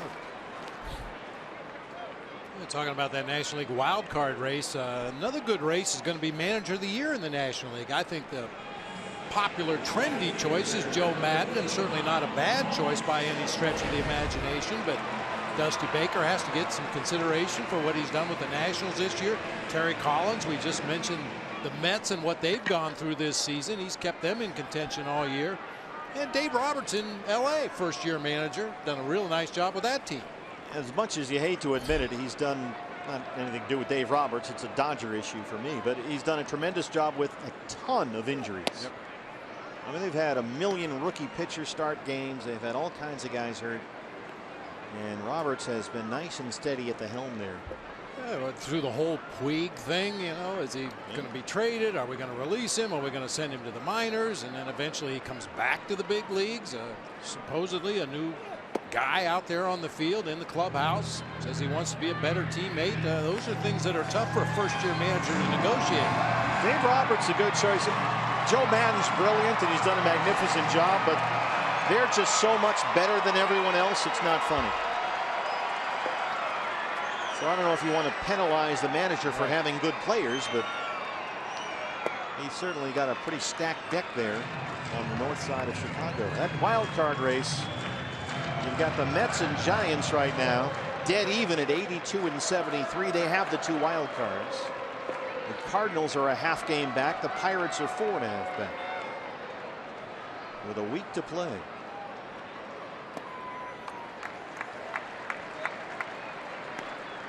Three and 1 on Trumbo, who is 0 for 2 with a couple of strikeouts.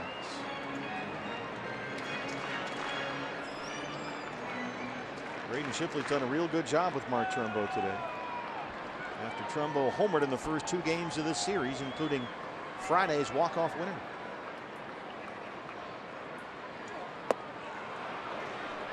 Yes, he went. Gary Cederstrom, the crew chief down there, and it's a full count 3-2. Yep. You ask an umpire what they look for on that, you'll get a different answer every time. You get 4 different answers from this crew, probably.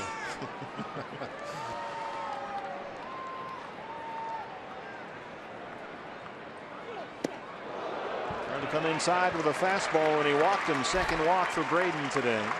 A 1-out base runner for Pedro Alvarez.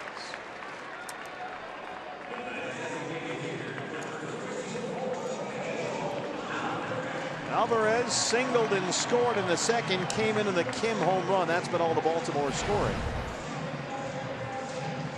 Bullpen starts to get cranked up for the Diamondbacks. Patrick Corbin is down there warming up. And Patrick has already been told he will not start in place of Zach Greinke Tuesday in Washington. D-backs have still yet to name a starter for that ball game Tuesday at DC. Might be Matt Cook.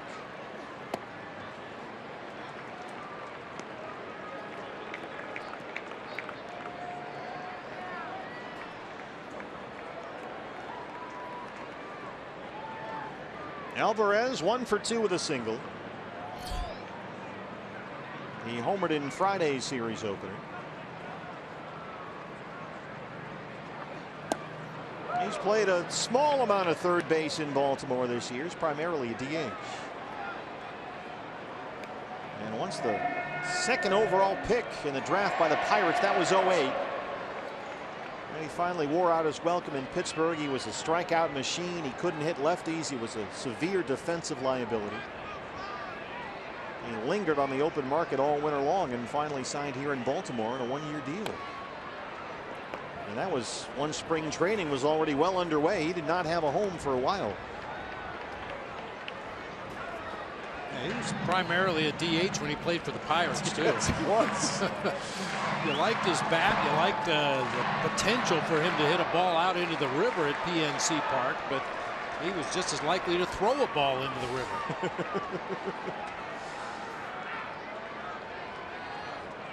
Braden Shipley trying to get through the 6th at 98 pitches. 1-2 on Alvarez. Just missed away, and it's 2 balls and 2 strikes. That curveball didn't quite please Ed Hickox behind the plate. So pitch number 100 coming up.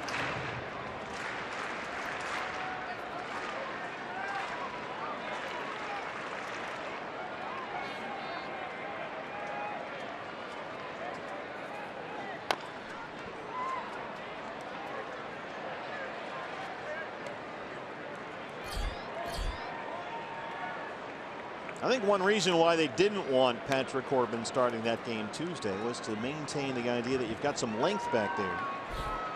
Especially with Braden going today. He's not pitched very deep into ball games as of late. Went 4 innings in his last start, and then in his 2 previous outings had been piggybacking Ruby De La Rosa in relief. Fastball up and in, missed, and it's a full count 3-2. So he's gone 3-2 on 2 consecutive hitters now. J.J. Hardy on deck. The lefty Kim behind him. And Corbin warming up in the bullpen.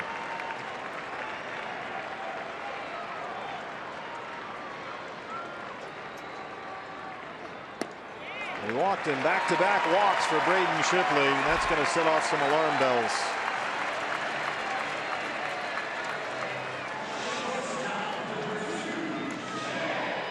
can see him almost, Bob, trying not to make that big mistake to some powerful hitters, Trumbo and Alvarez, but couldn't quite throw anything for strikes when he needed them. And now you've got to do some thinking as Mike Butcher goes to the mound. Obviously, if you expect to have any success against this Orioles lineup, you have to really try to avoid those hitters counts. 2-0, 3-1, even full count 3-2 pitches, where they can kind of eliminate secondary pitches and really get out there on that fastball. Saw Chip Hale on the phone checking in with Garvin Alston. Corbin still throwing down there. Ed Hickok's out to the mound to break this up. You've got Hardy up and the left hand hitting Hyun-Soo Kim. On deck, Kim homered in the second.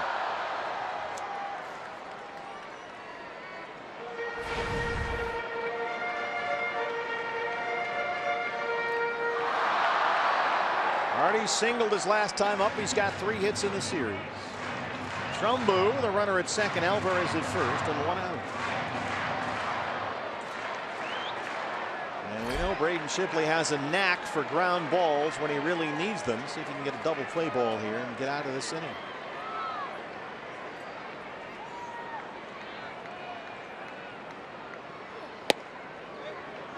Good start. Fastball is a strike, and it's 0-1. Well, and so far, Braden Shipley's been able to avoid most of those good hitters counts. No 3-0 counts in the ball game for Braden, and just 1 3-1 count, and that was Mark Trumbo in this inning.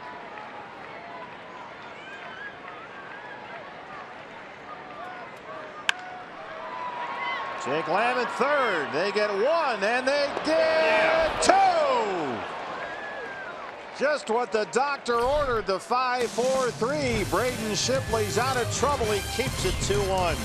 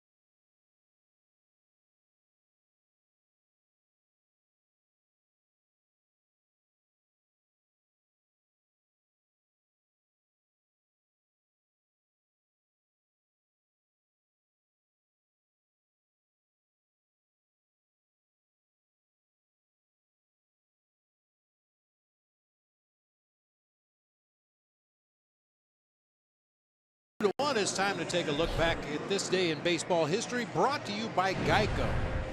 Possibly one of the most revolutionary things to happen in the game.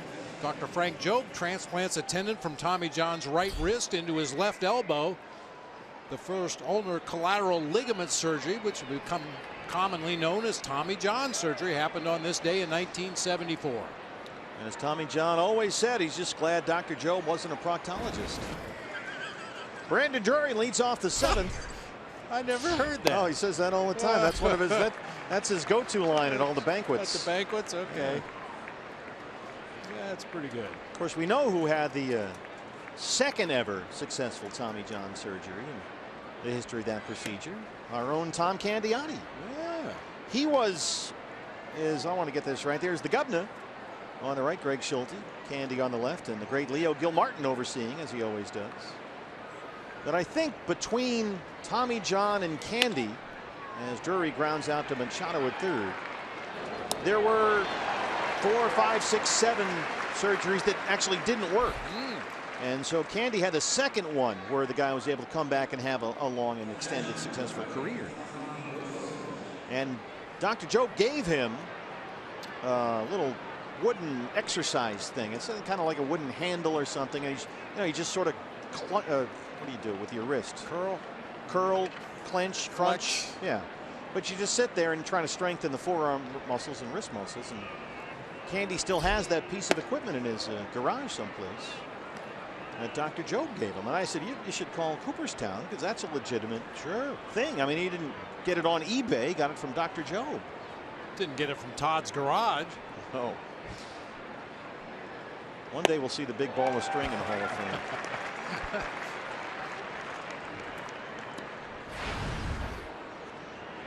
Tommy John went on to win an additional 164 games after the Tommy John surgery. He had more wins after than he did before.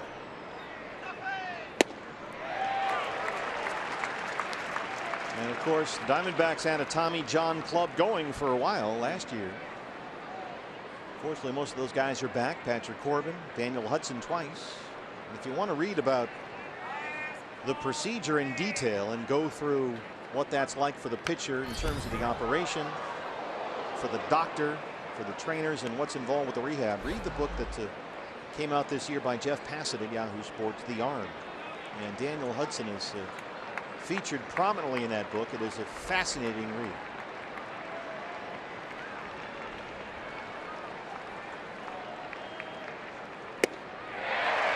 Boy, I'm going to call him Goose Gibbons for the old Kentucky small forward, but this guy's a handful. He really is. I mean, that low arm angle, first of all, is something you're not used to seeing. His elbow never gets above his shoulder when he delivers that pitch, and then he throws in the upper 90s as a wicked breaking ball out of that same low arm slot.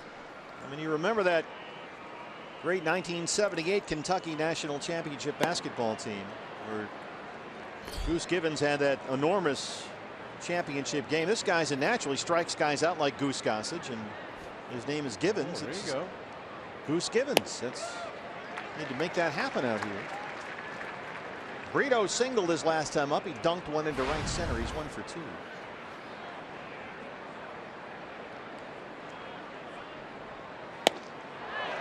That was one of those old Joe B. Hall teams.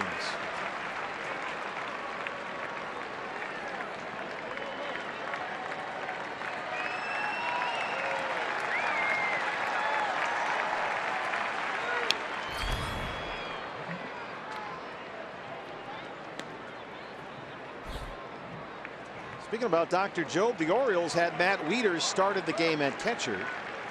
Would have had an all Tommy John battery. Dylan Bundy and the catcher Matt Wieters have both had Tommy John operations.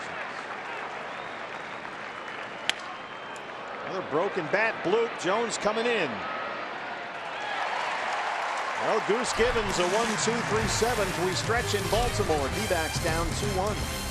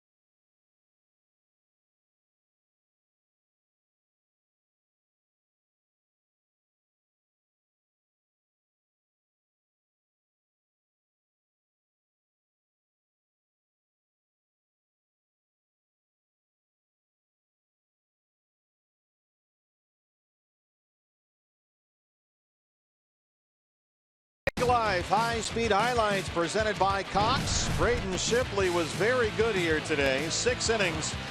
He gave up only 2 runs on 4 hits, walked 3, struck out 6. Back-to-back walks in the 6th inning. But he got one of his 2 double play balls to end the threat. The only mistake he made, a 2-run homer by Hyun-Soo Kim in the 2nd. That's been all the Baltimore scoring. So give Braden Shipley a gold star as we take a look at our Arizona Federal Credit Union pitching change. It's left-hander Patrick Corbin. His last 10 appearances have all been out of the bullpen. Patrick last worked Monday's series opener against the Padres. 2 scoreless innings, gave up a hit and a walk, had 2 strikeouts as they play John Denver here during the 7th inning stretch.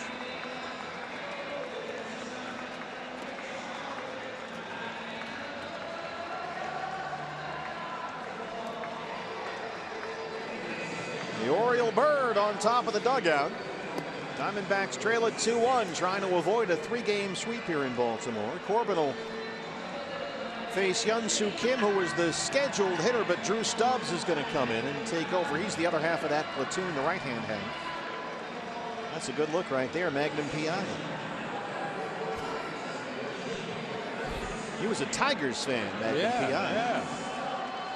So Stubbs will hit for Kim to lead off the Orioles' 7th.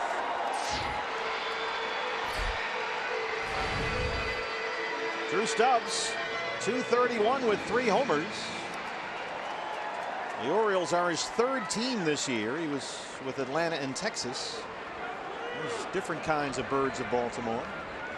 Out there with Gene Segura, kind of staring him down at second base. Here we go again. Can we show the birds, Phil?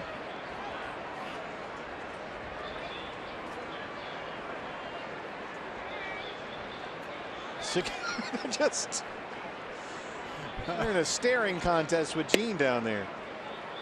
We haven't seen a bird in the ballpark other than the Orioles themselves the first 2 games of this series, but for whatever reason here in the day game, a couple of them have flown in from San Francisco just for today. Well, we are on the harbor, and now Segura chases them away. There you go. Nicely done. Oh, he's getting booed. And off they go.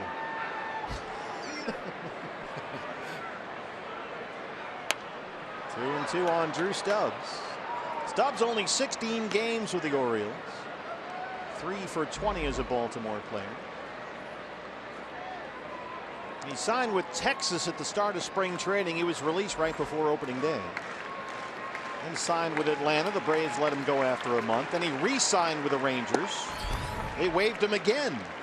And he got picked up by the Orioles August 31st. Full count on Drew Stubbs, 3 and 2.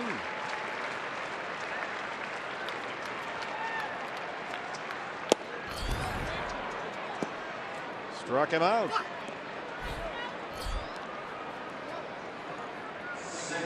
One down for Corbin. Here's Jonathan Scope. Scope has done nothing in this series. He's really faded down the stretch. 0 for 2 so far. He's in a 4 for 37 right now.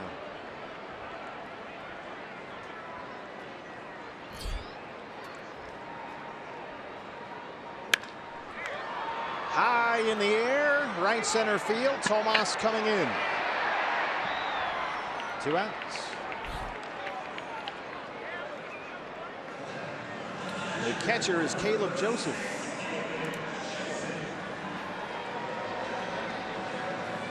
Joseph, last time he was up, hit a high fly ball toward the right field corner that Tomas got under and just clanked it off his glove for an E9. Joseph ended up at 3rd with 1 out, and he was stranded there.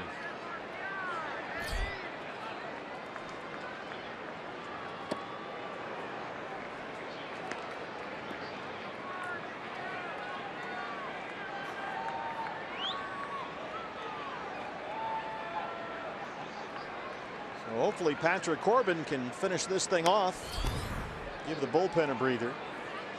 Patrick, after some initial struggles when he was first moved to the bullpen, has been outstanding lately in relief. In his last 7 appearances, he's worked 14 1/3 innings, and he's given up just 2 runs, 15 strikeouts.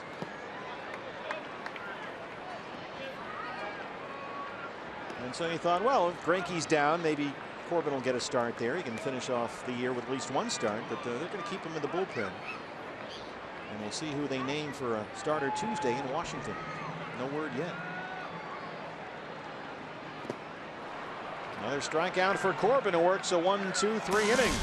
Duffy completes the strikeout and will head to the gate. D-backs down 2-1.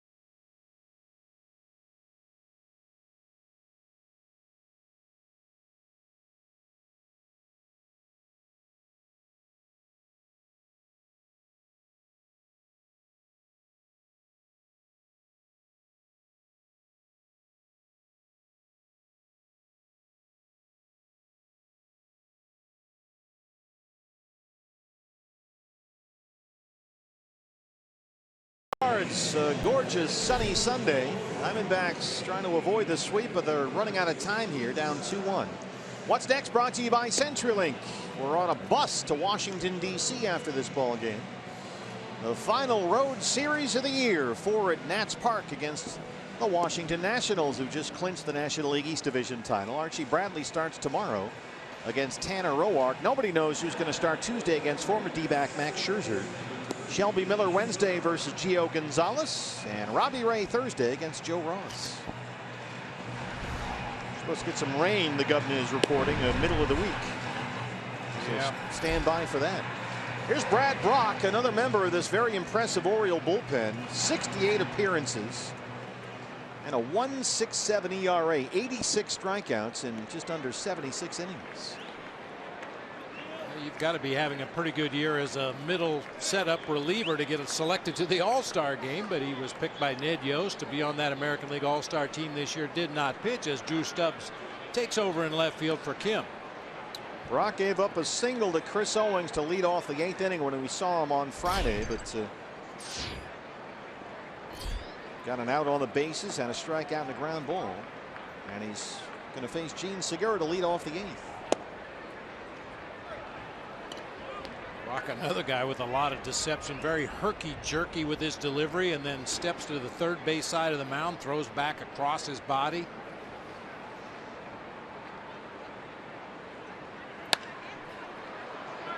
That high leg kick kind of reaches back. Braden Shipley does that. They look a lot alike actually that way. That rearing back, the ball gets close to the mound. That front leg comes up.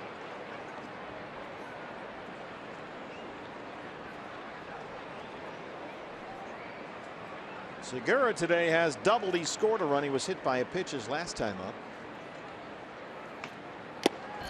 Looked to be right around the left wrist, but he was just okay. Stayed in the ball game, thankfully.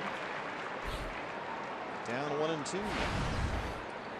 And Brock, just like Goose Gibbons, throws hard.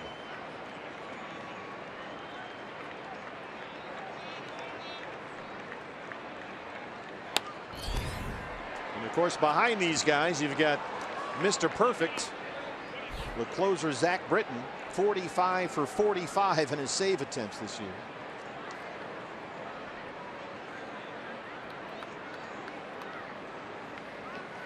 Brock, the only Oriole pitcher in double digits with victories this year.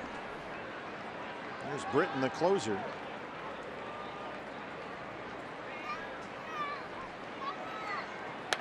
It's a big game for Baltimore. They're all big, as we've mentioned, but with the Orioles a half game ahead of the Tigers for that second American League wild card spot, they're keeping a close eye on Detroit, and right now the Tigers are getting pummeled at home by Kansas City.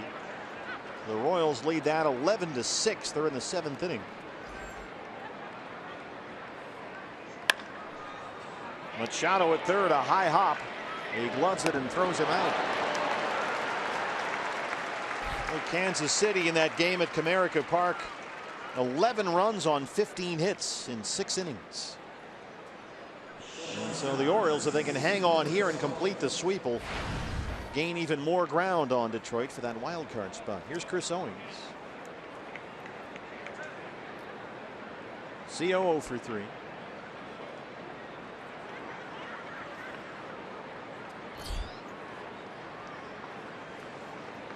So, you know, if they have a chance to bring in Britton and lock this thing down, they're going to do it. So, especially with an off day tomorrow on the schedule, so no reason to stay away from your closer. This is the Orioles' final home game this year, at least in the regular season.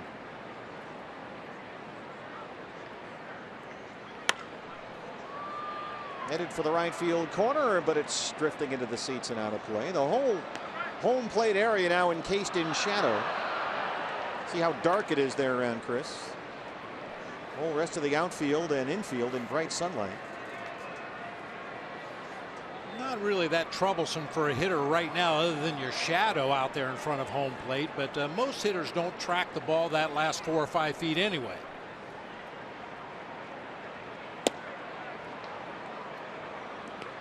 When that shadow gets out halfway to the mound, that's when pitcher lets the ball go. It's in bright sunlight, white baseball heading toward home plate, and then it just disappears into the shadows. You can barely see Owings in there. There's another one almost in the same spot.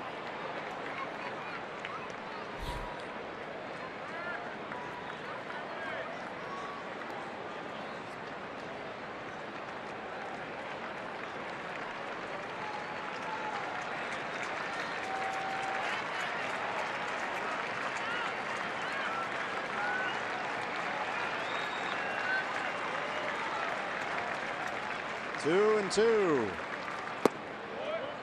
Full count. D-backs looking for a base runner with Goldie on deck. You know, we've seen a lot of pitchers like Brad Brock around the majors this year, guys that throw what we call across their body. Jake Arrieta jumps to mind immediately, a guy that strides toward the third base side a little bit, throws back across his body. That used to be something you tried to correct in a pitcher. Hard to believe. Yeah. Well, now guys do that while they throw 98. Yeah. Good luck.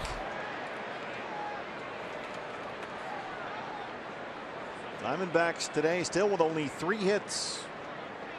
Segura doubled to lead off the 4th. Goldie had an RBI single. And then Brito with 2 outs in the 5th had a bloop base hit. And that's been the offense.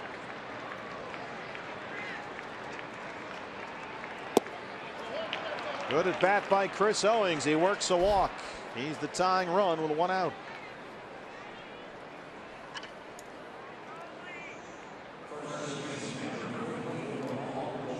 Paul Goldschmidt, 5 hits in the series. An RBI single and a stolen base in the 4th. He's 1 for 3 today. He's hit safely in every game he's played on this road trip.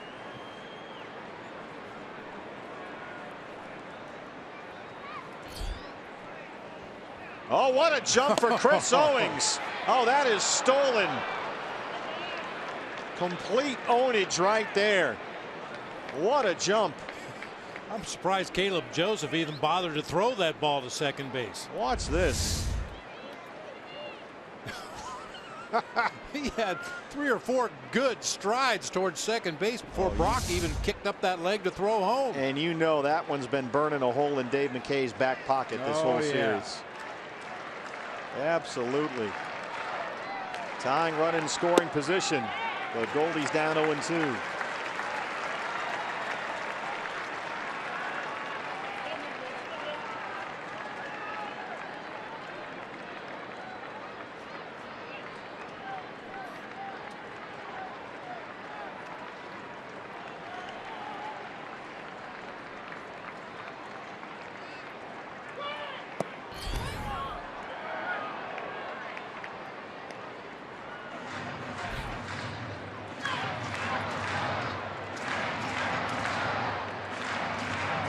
That shadow that's working its way out away from home plate toward the mound. All the more reason to try to cash this run in right here. That combined with the fact that you're going to see that nasty left-handed sinker from Britton, should the score stay the way it is right now. Yeah, Britton's 45 for 45 for a reason. Brock wants Caleb Joseph to come out and have a word.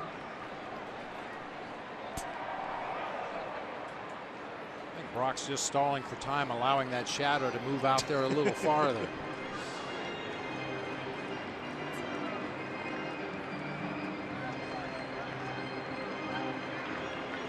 You can see barely a cloud overhead. Has been gorgeous sunny Sunday all day long.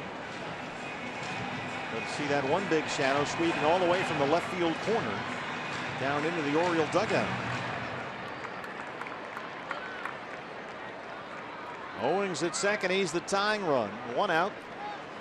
1-2 on Paul Goldschmidt.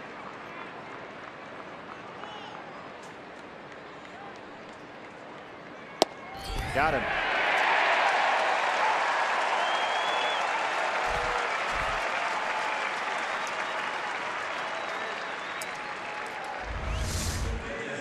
Appeared to be right down there at the bottom of the zone. Very bottom. 95. Good luck hitting that. It's up to Wellington Castillo to get the tying run home.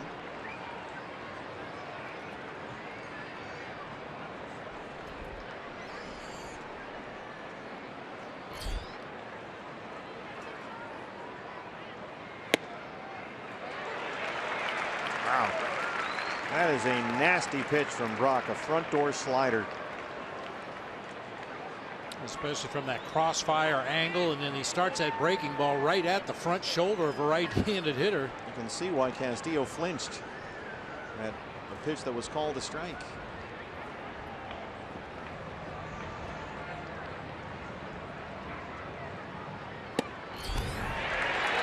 And he backs that up with a 95-mile-an-hour fastball to jump ahead 0-2. They're on their feet at Oriole Park.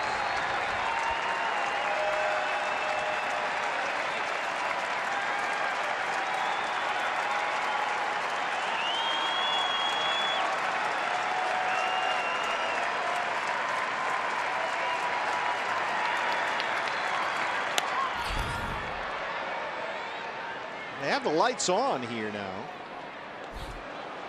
Trying to counteract some of those shadows. To help a little bit against those shadows.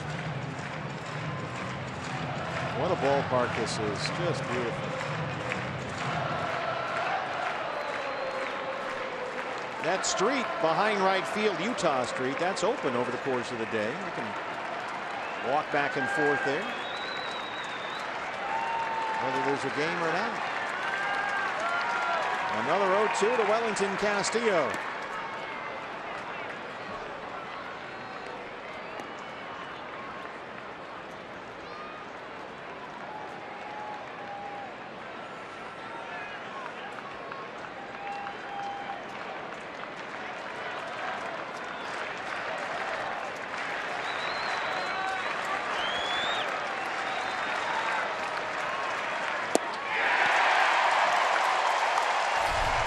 Bottom 8 coming up. Diamondbacks trail it 2-1.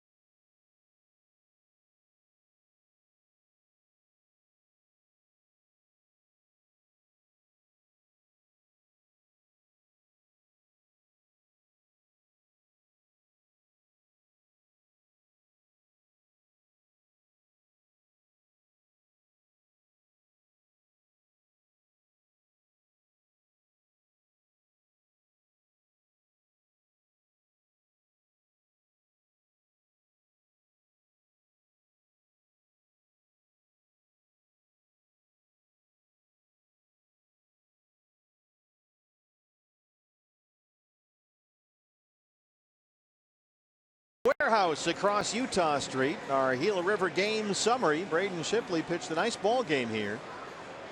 The only Baltimore offense against him, Hyun-Soo Kim's 2-run home run in the second inning. Diamondbacks are down 2-1 as we start the bottom of the 8th inning. Watching from Warehouse B across Utah Street. And that's the right field scoreboard. And you're inside Oriole Park at Camden Yards. Patrick Corbin out there for his second inning of work. Here's the leadoff man, Adam Jones. Well, partner, I need to correct myself. I said that Brad Brock was the only Orioles pitcher in double digits in victories. I overlooked Chris Tillman, who has 16 wins on the year. So that's another problem with September call-ups. One of many. Another nice play at third by Jake Lamb. Nice scoop by Goldie. They retire Jones. Yeah, the stat sheets are, normally one page. You've got all the offensive stats at the top, all the pitching stats at the bottom of one page. But when the rosters are expanded, it takes sometimes 2 or 3 pages to get everybody on the stat sheet. And I overlooked Chris Tillman. Oh, there's a lot of paperwork. As we anticipated, Mr. 45 for 45 has started warming up in the Baltimore bullpen. That's the lefty Zach Britton. Diamondbacks in the 9th inning will have Lamb, Tomas, and Drury due up 5, 6, and 7. So we may see a pinch hitter for Jake to lead off the inning. We'll see. Chris Davis. He walked in the 3rd. He's 0 for 2 today. Davis hitting only .218 against left-hand pitching this year. And he does have 8 home runs versus lefties. And Corbin's ahead 0-2.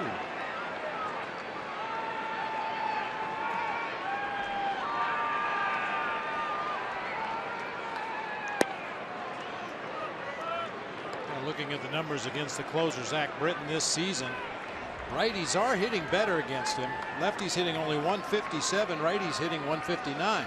Well, Chip Hale's had plenty of right-hand options on that bench. Patrick Corbin continues to impress in this relief role. He's looked better and better as September has gone on. He has struck out today 3 of the 5 he's faced so far, and now he'll work to Manny Machado. And just looks like a different guy out there on the mound, pitching with a lot of confidence, throwing that fastball on both sides of the plate. The slider has come back for him. Good swing and a miss pitch. Well, he's definitely going to end the year on a positive note. There's no question about that. Manny Machado doubled in the 1st. He's 1 for 3 today. The Orioles have only 4 hits in the ball game. Machado doubled in the 1st. Alvarez in the 2nd singled, followed by the Kim homer. And then a J.J. Hardy single in the 4th. That's been the last Orioles hit. A Hardy single with 2 outs in the 4th inning. Braden Shipley today, 2 runs on 4 hits in 6 innings. He walked 3, had 6 strikeouts.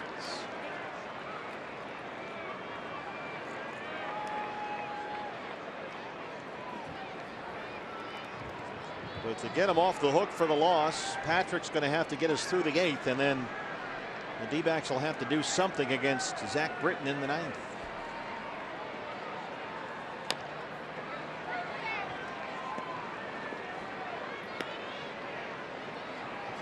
It's funny, Bob, the Patrick Corbin slider hasn't been devastating like it used to be. That's a nice one there. Yeah, good one right there. And you could kind of see the effect of the shadow right there. You could clearly see the ball as it got almost all the way to home plate and then disappeared. He didn't go. It seems like a lot of Patrick's improvement, and this is superficial stuff from our perspective, but it seems like body language stuff, attitude. He just seems a little more confident and a little more aggressive out there than he was earlier this year.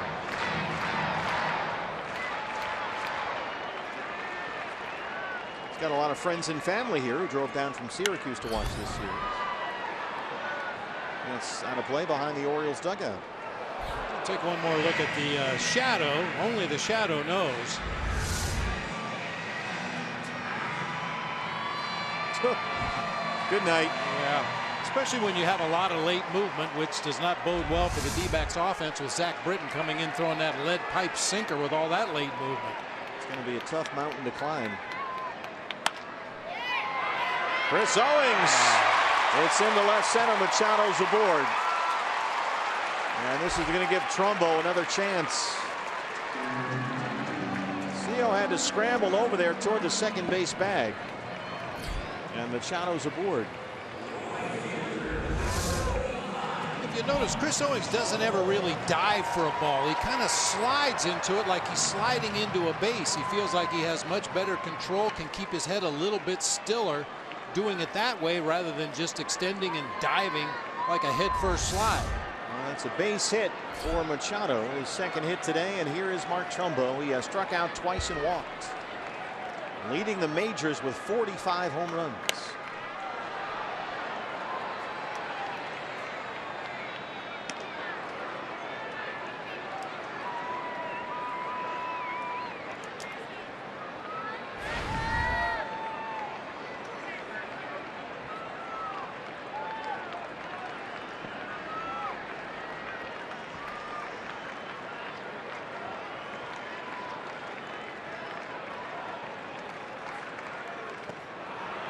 Chases that one, and it's 0-2.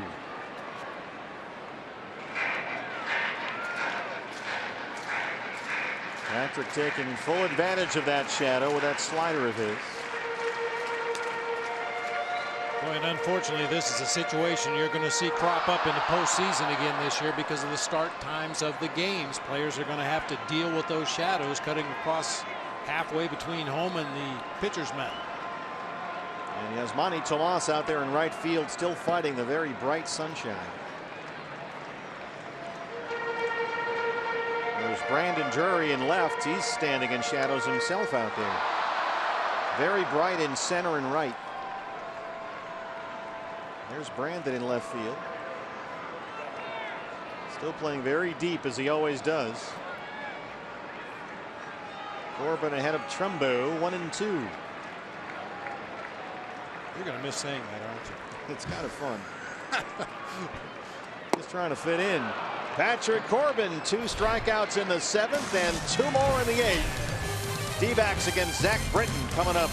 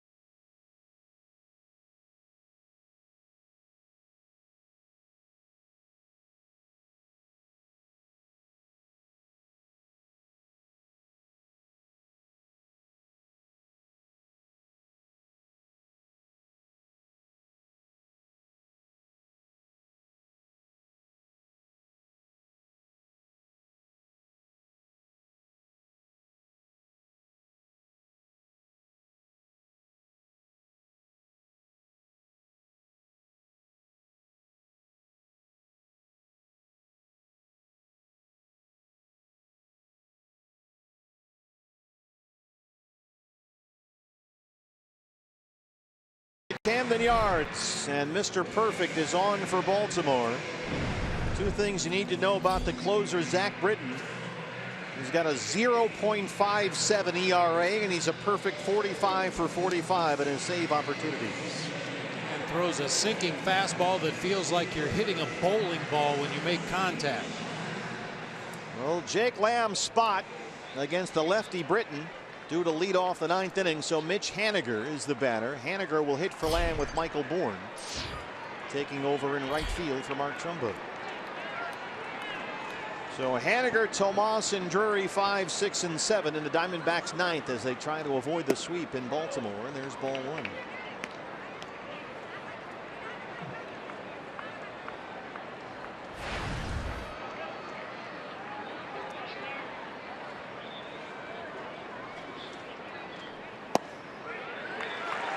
So if the D-backs are going to come back and avoid the sweep, they'll need to do it against a guy who has not blown a save all year long.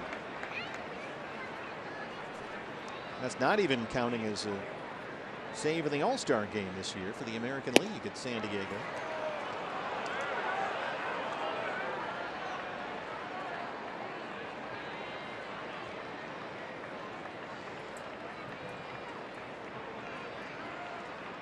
Haniger had a single last night, his only hit in the series. That's a fair ball at third base for Manny Machado. One down.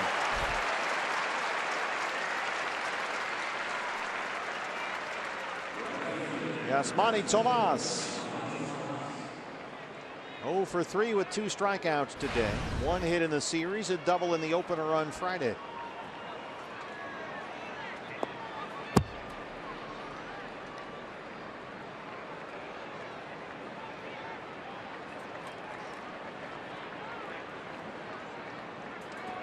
Tomas is in there somewhere.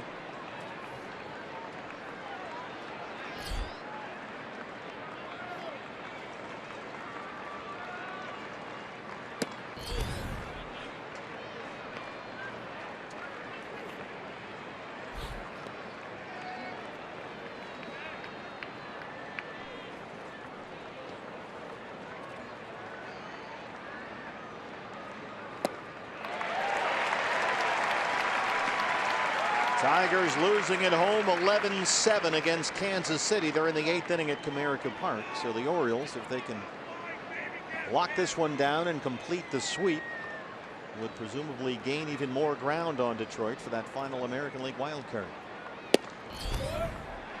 Baltimore swept in 4 games here against the Red Sox in what was a critical series for them. Basically eliminated them from contention in the division. But they're bouncing back with potentially 3 wins against the D-backs.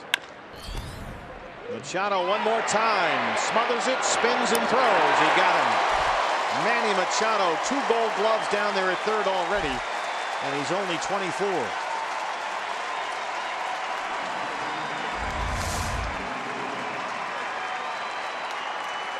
4 or 5 steps to his left that time, just kind of smothered the ball, made sure it stayed close, actually stayed in the glove that time. Strong arm to get Tomas at first. More than 31,000 on their feet in Baltimore as Brandon Drury steps in against Zach Britton.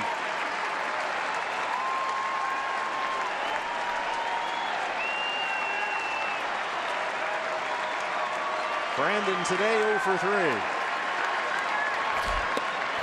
There's the strike, it's 0-1.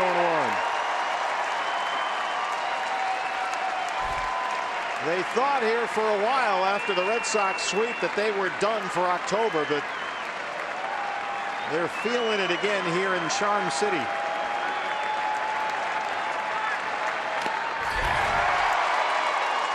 Caleb Joseph goes down. 0-2 on Drury.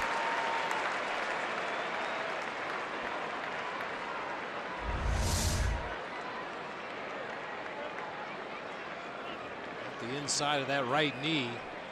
Trainers are out to have a look. Tuffy Gozowich's spot is due up next should Drury reach. Kyle Jensen has come out in the on-deck circle. Buck going to go out and have a look at his backup catcher.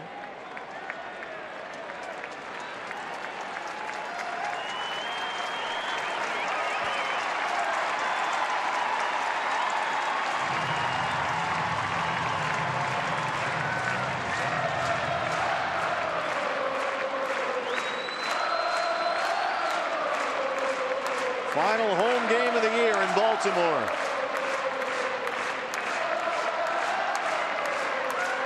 Oh, 2 on Brandon Drury.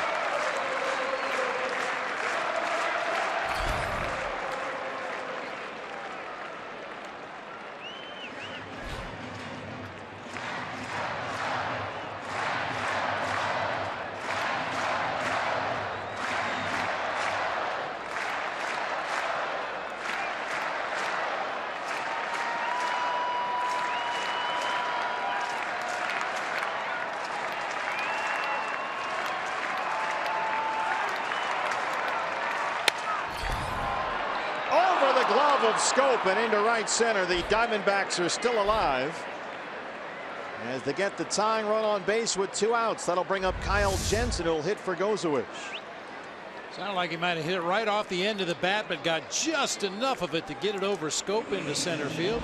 Keep the rally going. Well, Jensen is a guy who can give them the lead now with 1 swing, but he's had a rough series. 0 for 8 with 5 strikeouts. 192 on the year and 2 home runs. Jensen hits for Gozowicz.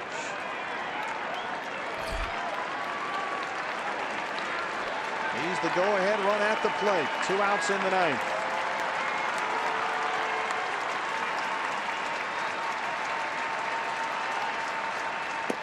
Ball 1. Kyle started at DH Friday night here. He started in left field last night. He has struck out 11 times in 26 at bats in the big league so far.